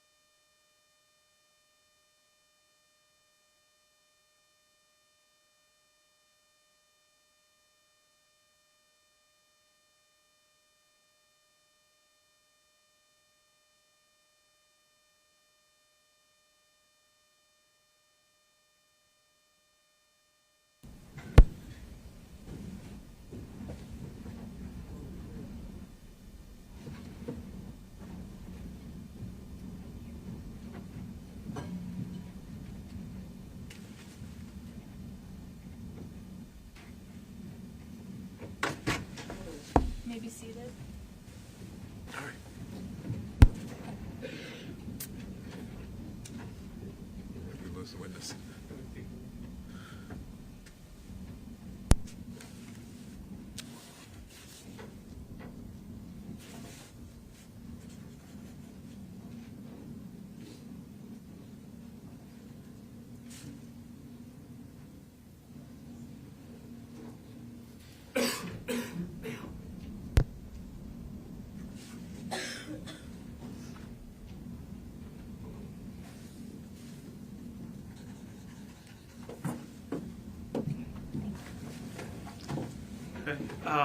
Ms. Lonardo, I have no further questions of you, but I understand the state may have some.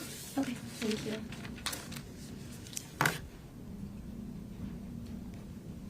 Thank you. All right, so you saw a couple of seconds and video clips there, and we ID'd some people. Do you see John Delee in the courtroom right now? I do. Can you just, if you can point out where he is, and for the record, which is recorded via audio, can you just grab a piece of clothing he's wearing?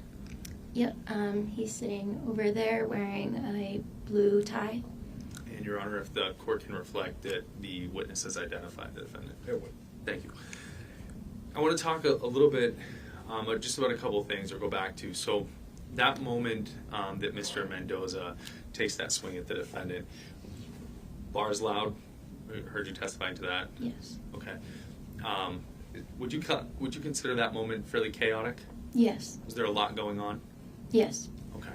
And you had testified you weren't anticipating on seeing a fight right then? No. Okay.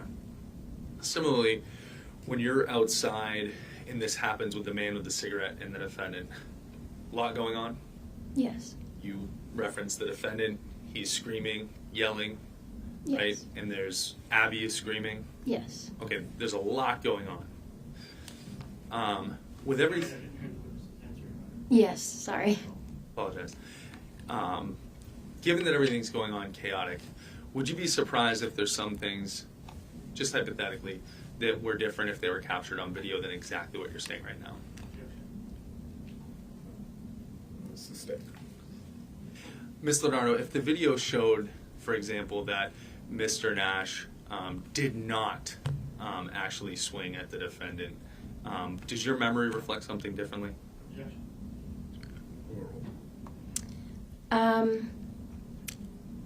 I don't remember who threw the first punch with that fight.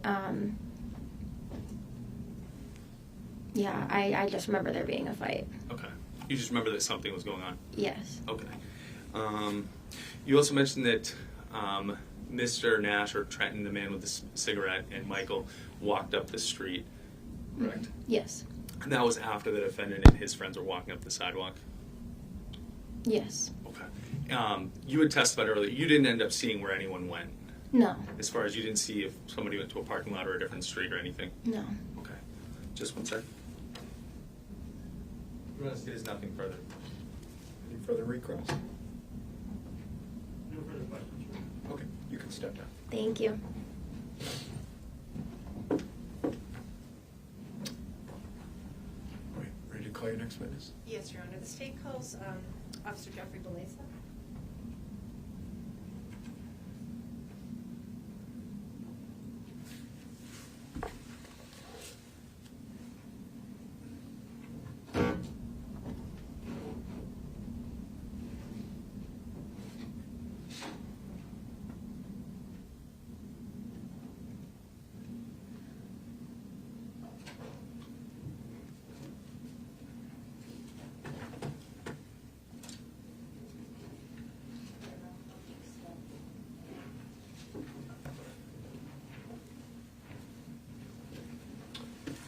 You're seated. If you can just raise your right hand. Do you solemnly swear the testimony you're about to give will be the truth, the whole truth, and nothing but the truth, so help you God? I swear. Please have a seat. Officer Biza, could you state your name and spell your first and last name for the record, please? Yep, that's Officer Jeffrey Biza, Jeffrey Belleza. Thank you. Where are you currently employed? The Manchester Police Department. And how long have you worked for Manchester? 3 years. Okay. Are you certified as a full-time officer? I am. I'm going to turn your attention right now to January 28th, 2023. Were you working that night? I was. Or I should say early morning? Yes, I was. Okay. What shift were you on? The midnight shift. So you had started on the 27th and you're going into the morning of the 28th? That is correct. As part of your duties that night, did you respond to 50 Old Granite Street in Manchester? I did. And why did you respond there? I responded there for a call of shots fired. Do you know which officer was reporting shots fired? That was Officer Eric Smith. Where were you when you heard that call come out? I was near the Delta Dental Stadium, the Fisher Cat Stadium, in that general area. Okay, so how long did it take you to arrive at the Old Granite Street location from where you were? I would say less than 2 minutes. Were you on foot or were you in a car? Or? I was in my vehicle. What did you observe when you arrived at the scene? I observed a large crowd, and I observed Officer Smith detaining somebody at gunpoint. Had you seen, I think we know this, but you hadn't seen any of the events that led up to that point, is that? That is correct. Right, okay. What did you do at that point? At that point, I ran out to assist Officer Smith in detaining a subject. And what was your role in the detention? My role was providing commands to that subject and then actually putting handcuffs on him. And while you were putting handcuffs on this person, where was Officer Smith? Officer Smith was to the left of me, just providing cover. Were you aware whether the person had a weapon at all when you arrived? I was aware of a weapon that was on the ground near Officer Smith. However, we weren't sure if we had another one, so at that point we were still trying to find out. Okay, but you were aware that there was a weapon on the ground? That is correct. Do you see that person in the courtroom today, one that you detained? I do. Okay.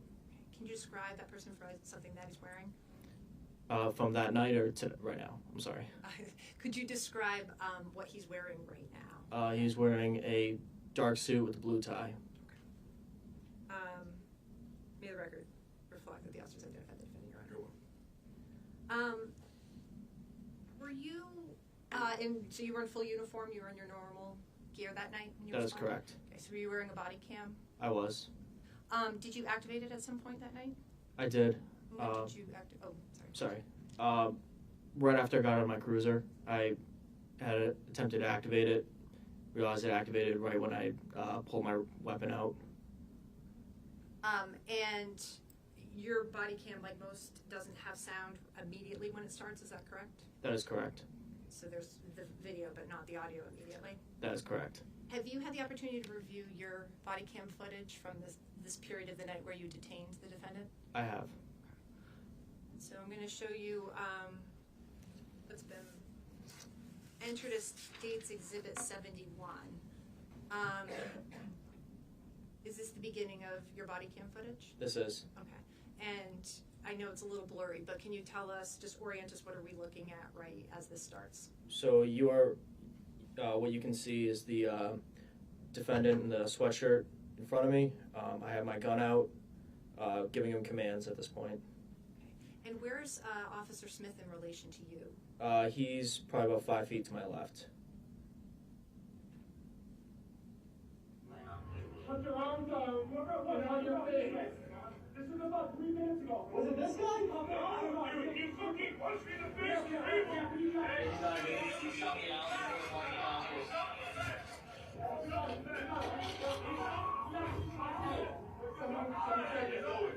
I got him. Hey, turn around. Hey, for now, just turn around. You're in custody for right now, okay? Fucking situation.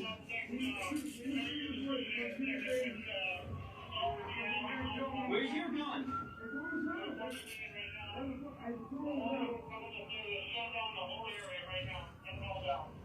Hey, Sarge, I think he went to a market basket. No, dude. What's the description? Where's the fucking other guy? Dude, what over there? Outside, don't even Stand up. Just stand up. Dude, it was 3:50. Okay, hey, you're in cuffs right now, so just shut up.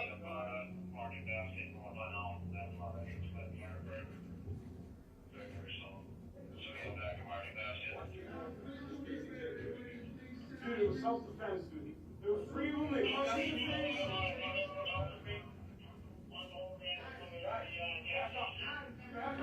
Back the fuck up! Go that way! Back up! Back up! Off the sidewalk! Guys, get down off the sidewalk! It was self-defense, sir. I swear it was self-defense. Take him that way, please. Got it.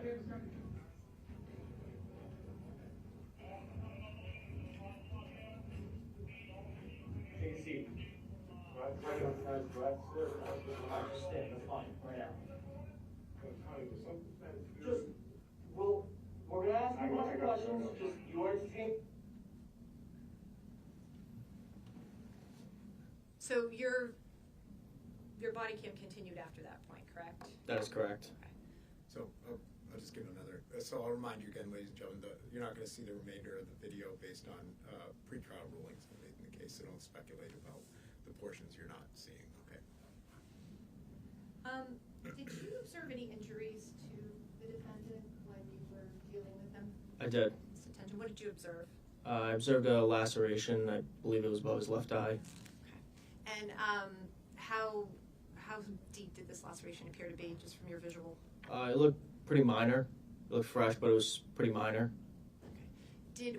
In the time that you were with the defendant at the scene, did he receive any sort of medical attention for that? From what I can remember, we brought him to be seen by AMR, and he refused medical attention. And what's AMR? Sorry, it's the ambulance service for Manchester. Were they on scene, or did you have to bring him someplace? They were on scene as soon as the scene was secured. Okay. And he refused to have them look at it, or? That is correct.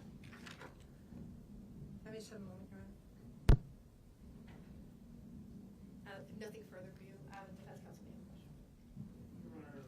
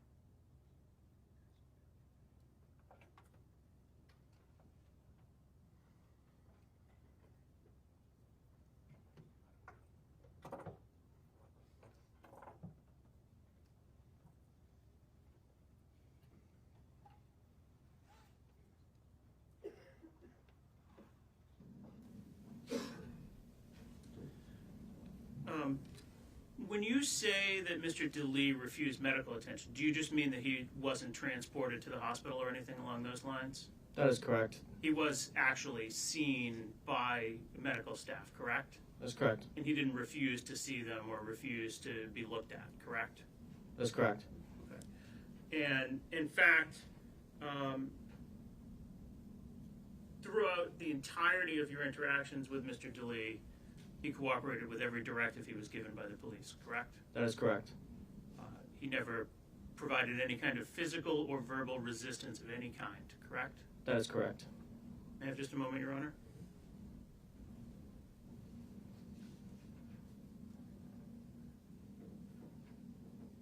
No further questions, Your Honor. Anything further? Nothing further to state, Your Honor. Okay. You can stay down. Thank you.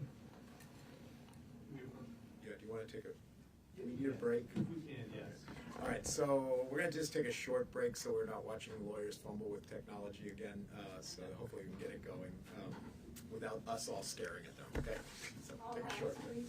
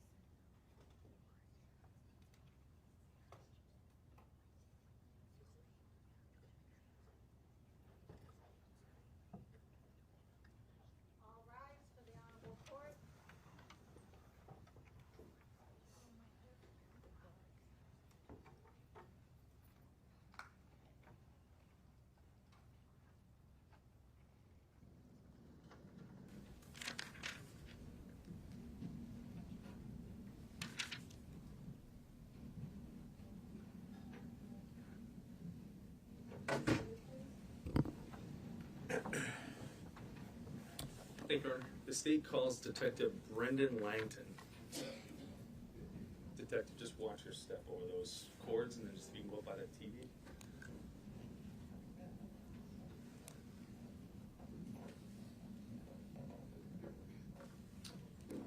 Before you're seated, I solemnly swear the testimony you're about to give will be the truth, the whole truth, and nothing but the truth, so help you God. I do. Please have a seat.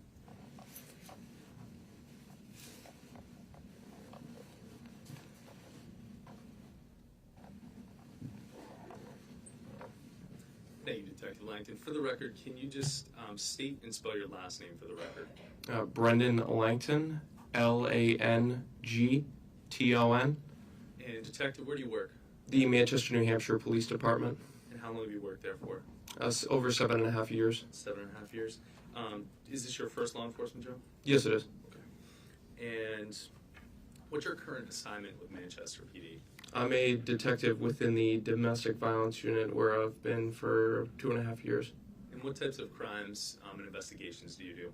Assaults, sexual assaults, homicides, shootings, burglaries, harassment, stalking, and the list goes on from there. And in addition to investigating like interviews and things like that, do you investigate crime scenes? Yes, I do. Actual scenes? Okay. Yes.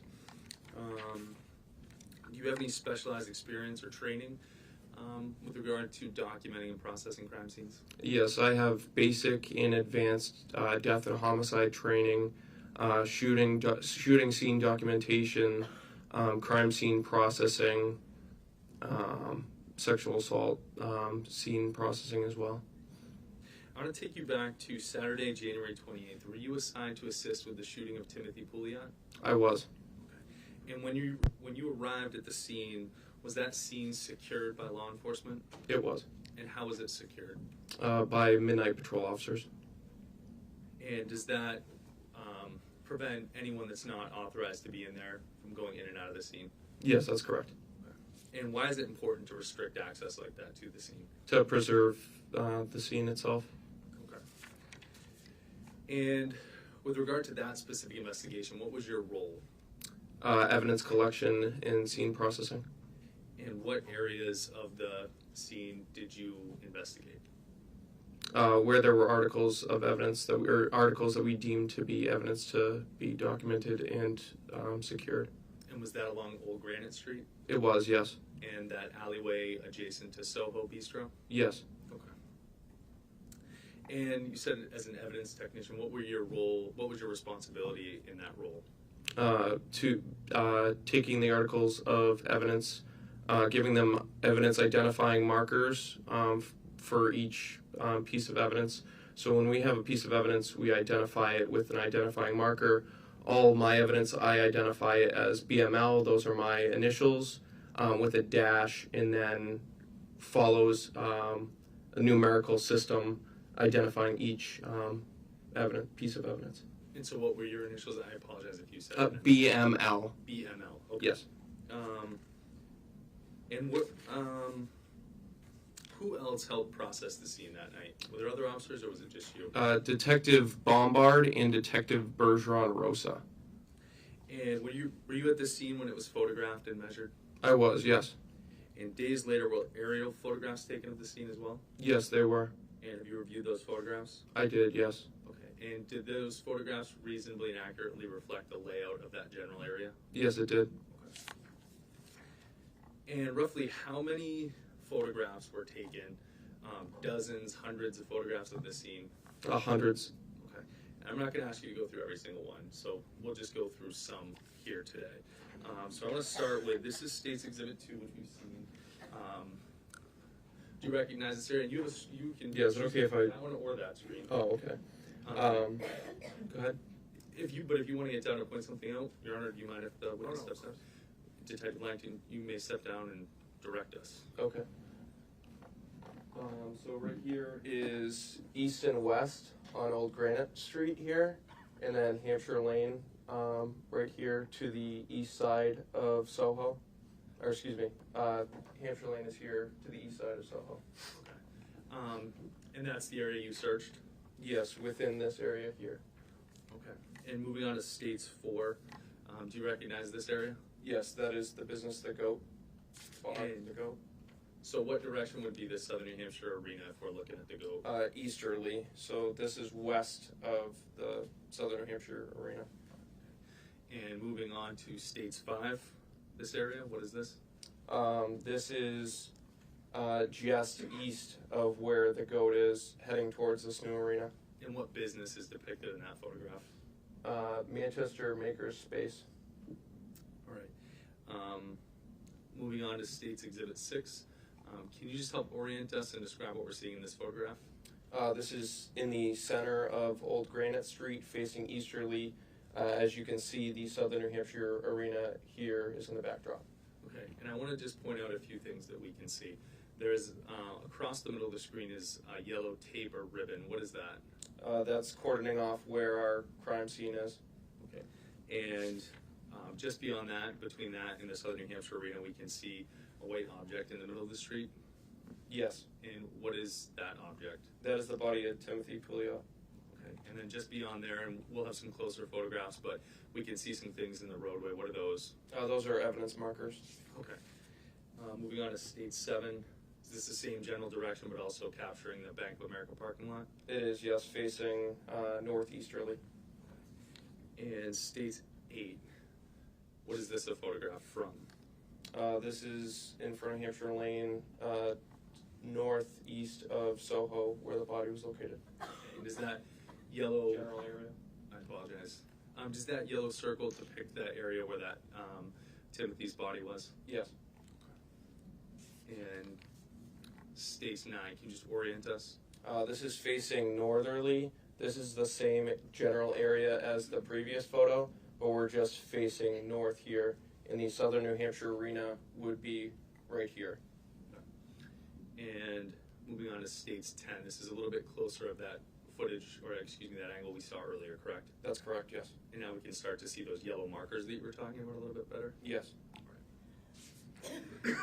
States 11, can you tell us where we're looking from? This is facing westerly. Elm Street is just behind where this photograph was taken. The Kanoko gas station is just off of right here, and this is that same alleyway from the other photos that I've been talking about. Okay. Moving a little bit closer, States 12. Is this just a close-up?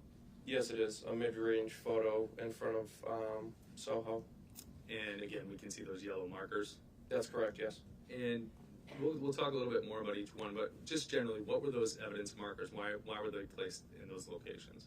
Those are identifying where pieces of evidence that we were to collect, where they were located within the scene. And you recall generally what those pieces of evidence were? Yes, generally, yes. And what were they? Shell casings, bullet defects that we did not collect but we photographed, and personal belongings as well. When you say bullet defects, can you describe for us what you mean by that? A divot within the road that we identify or believe to be bullet defects. Okay.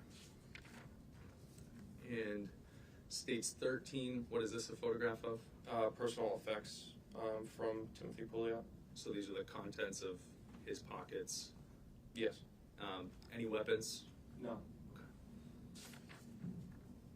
Moving on to States 14, starting to look to the right a little bit, correct? Yes, this is looking south, a little southwest, across from Soho. And the Bank of America parking lot is right here. And then from this perspective, on States 15, is this looking to our left from that previous position? Yes. In State 16, can you just describe for record purposes what we're seeing in this photograph?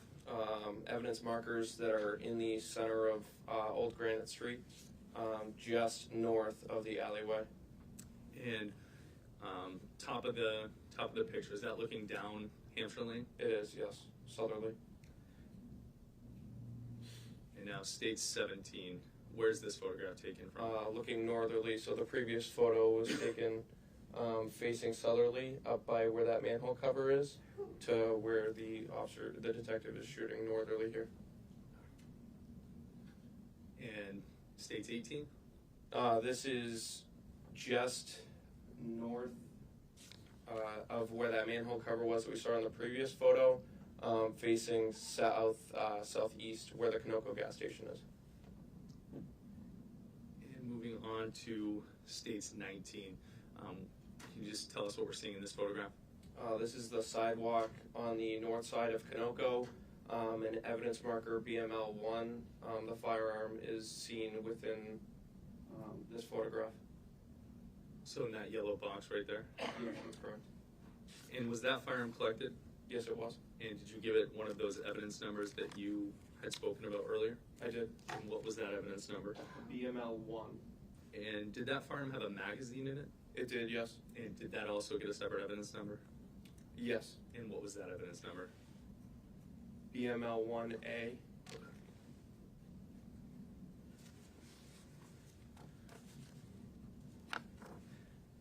And what is this photograph showing? This is the firearm BML1A. Or excuse me, BML1. Okay. And with regard to the firearm, was there a round in the chamber? There was, yes. Okay. Was that the item that was labeled BLMA, the bullet that was in the chamber? I'd have to look back at my notes there. Okay. Your Honor, may I approach the witness? Right. Defense, Bates 709.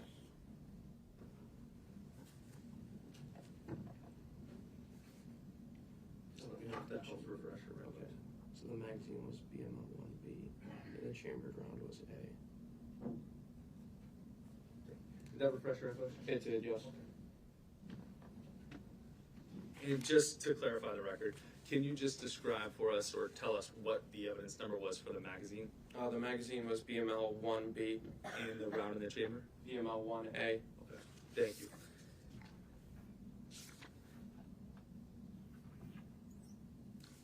Now, this firearm is a semi-automatic firearm, correct? That's correct, yes. Okay. When a casing is ejected from the firearm, does every casing go to the exact same spot? No. Okay. And what are some of the things that can happen when a casing is ejected onto, say, a hard surface like a piece of pavement? It can roll depending on the weather. If it's windy, it'll be within a general area. But when the cartridge casing's ejected, it can hit the ground. It could hit the curb or granite curbing, and then deflect off of that, or whatever surface that it's striking.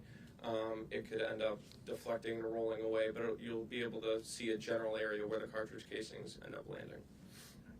And if there's people walking through, running through, things like that, are the casings easily disturbed or are they not easily disturbed? They could potentially be easily disturbed depending on the amount of people that are running through that area.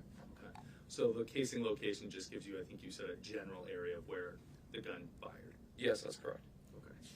So going back to those, going on to that next photograph. So you said the magazine was BLM 1B. Yeah, BML1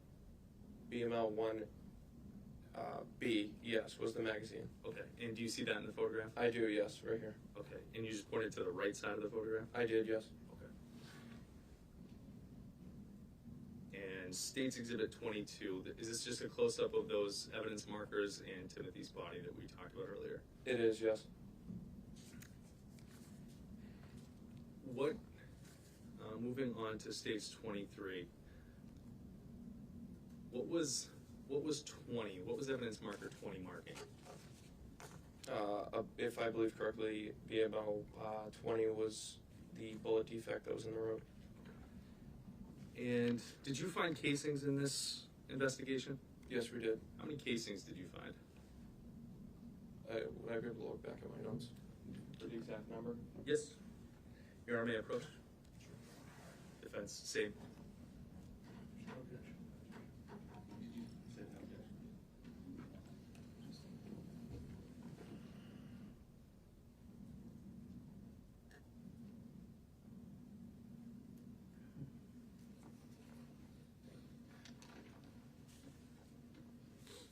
Langton, how many casings did you find? There were 9 cartridge casings. Okay. And were each one of those photographed and marked with a evidence marker? Yes, they were. Okay. This is State's Exhibit 24. Is this one of those casings? Yes, it is. And State's Exhibit 25. Is this another one of those casings? Yes, it is. And this is State's Exhibit 26. Is this one of those casings? Yes, it is. And State's Exhibit 27? Yes. And State's Exhibit 28, is that one of those casings? Yes, it is. And State's Exhibit 29, is that one of those? That is the same, yes. And State's Exhibit 30? Yes. And State's Exhibit 31? Yes. And State's Exhibit 32? Yes.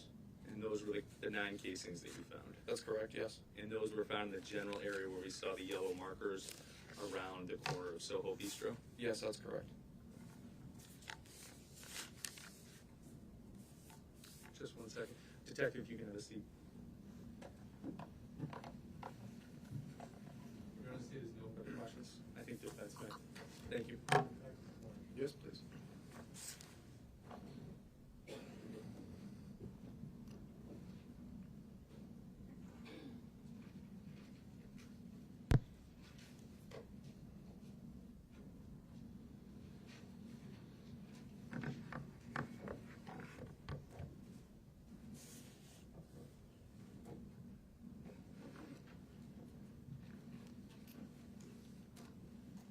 But we have a number of exhibits that I may ask to be published to the jury as I go through them.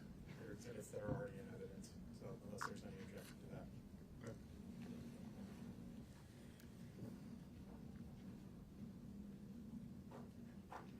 Good afternoon, Detective. Good afternoon, sir. So, Detective, just to set the scene for us, how soon after the incident call-out did you arrive? I don't recall exactly how long, but it was a few hours, if I remember correctly, sir. Okay. So, you typically get a call how long after an incident takes place to collect evidence? It really depends on how quickly the evidence gets relayed from the patrol division to supervisors, and then the supervisors then call us. It could be a half hour, it could be an hour. It really all depends on the information that's coming in, sir.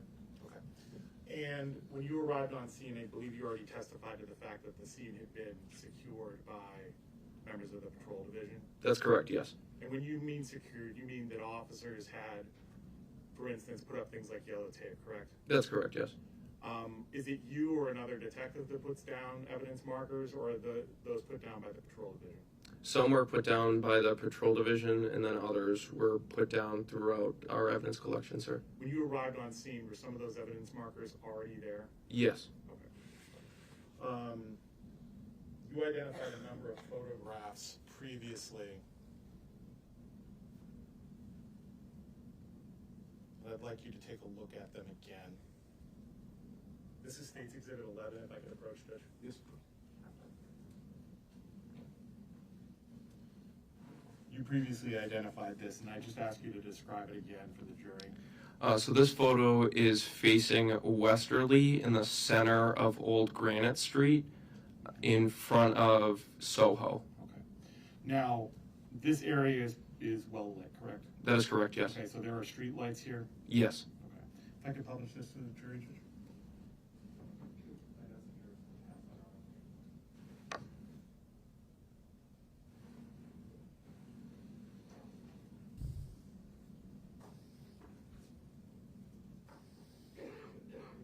Now, Detective, you previously identified a number of photographs of an alleyway that intersects with Old Granite Street, correct? Yes, that's correct. And you'd be able to identify the photos that you previously identified, correct? Yes, sir. Now, it's fair to say that you arrived on scene several hours after the incident, correct? That's correct. Okay. To your recollection or your knowledge, did the incident take place at night? Yes. Those two photographs that I've just handed you, are those consistent with the photographs you just identified on behalf of the state? That's correct, yes. Are those two photographs pictures of the alleyway that abuts with Old Granite with the Soho Bistro on the corner? Yes. Okay. And those were taken at night, correct? Yes. Okay. And the incident occurred at night? Yes. Yes. 15. That would be State's Exhibit 15 and State's Exhibit 16.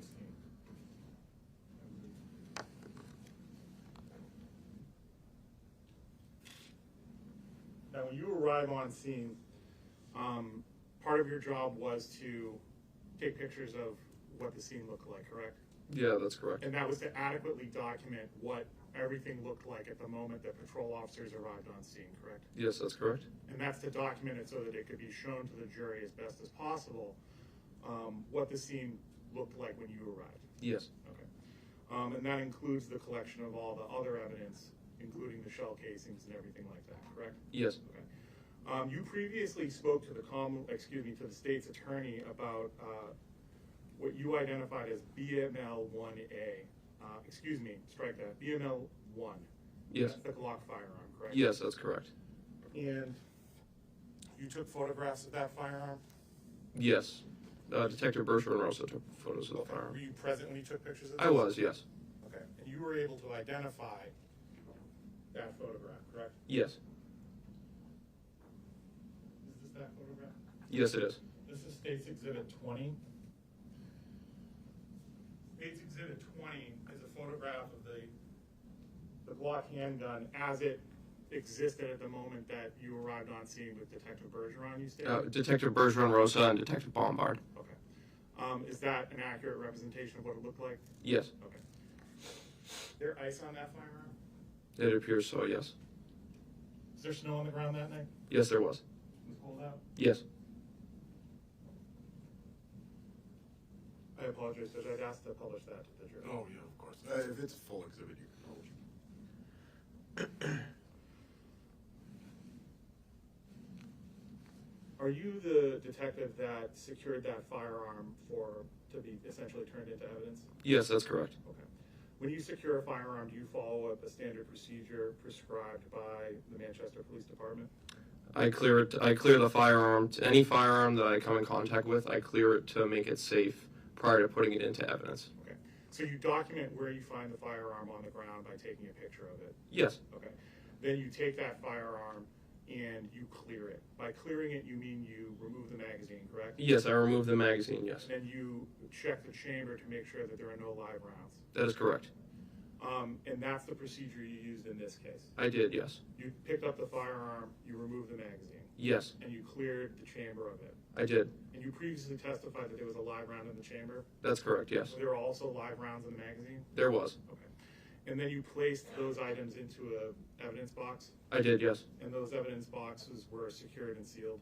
That's correct, yes. And so you would have placed the magazine with ammunition in one box and the firearm in another one? That's correct, yes. And you placed the magazine into that box as you found it with however many rounds were loaded into it, correct? I did, yes. Okay. And then you placed the separate chambered round into another box, or with the magazine or with the firearm, I'm not sure which. Yes. Okay. And then you took a photograph of the firearm in its cleared state. Yes. And that's this photograph. That'd be correct, yes. And this is State's Exhibit 21. I could publish it. And that's standard procedure, right? Yes, sir. And that documents, at least for all of us, that the firearm was found loaded with rounds in the magazine and in the chamber, correct? Yes. And that was all documented in a police report? Yes. And you're able to get those evidence designators, the BML 1, 2, 3, 4, because you all documented that in a report, correct? Yes.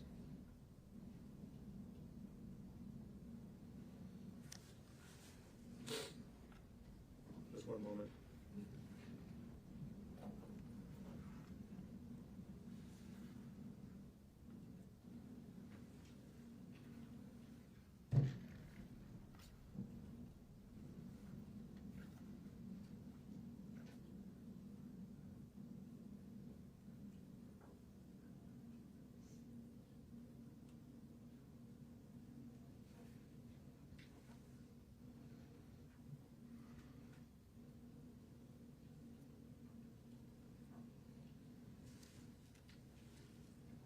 Detective, did you document the number of rounds in the magazine?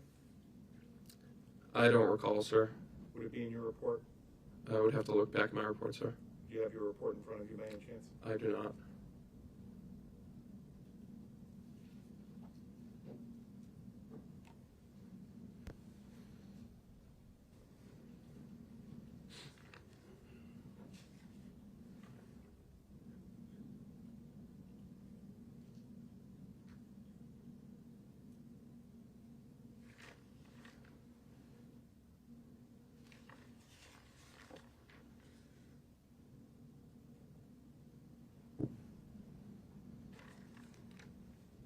Detective, I'm going to approach.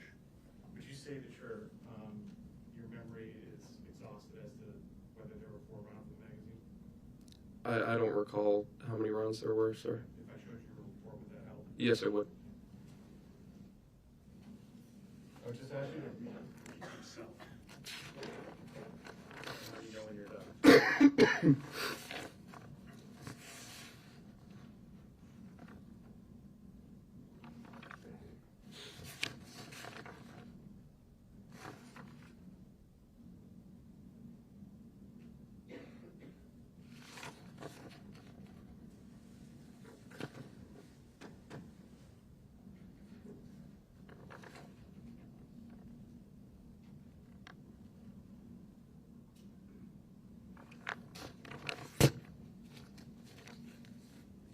Were you able to locate that anywhere in your report? Yes.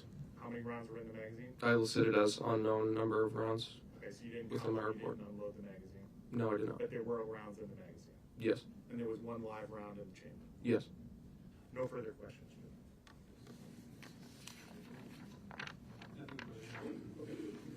Thank you, Your Honor. Actually, if you want to just give that report back to the Attorney General. Yes.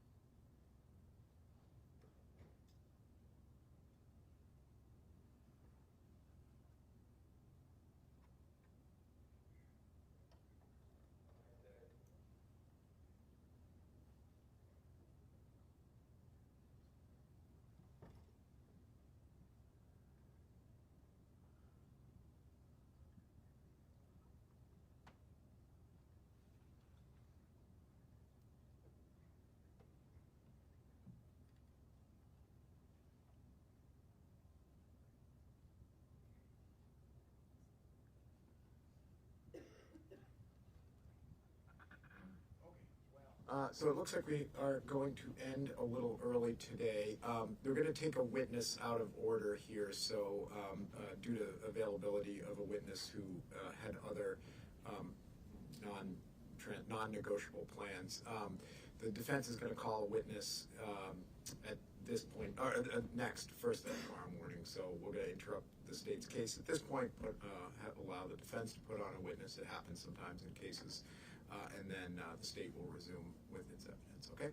So we will see you tomorrow morning at 10 o'clock. And we're still on track, so we're still on track for timing, so, okay?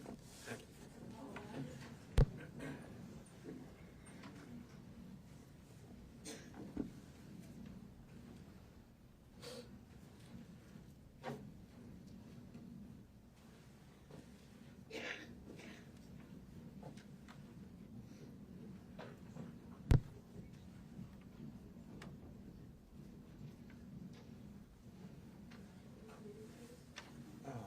So I just wanted to spend a moment talking about jury instructions in a big picture, not in the weeds at the moment.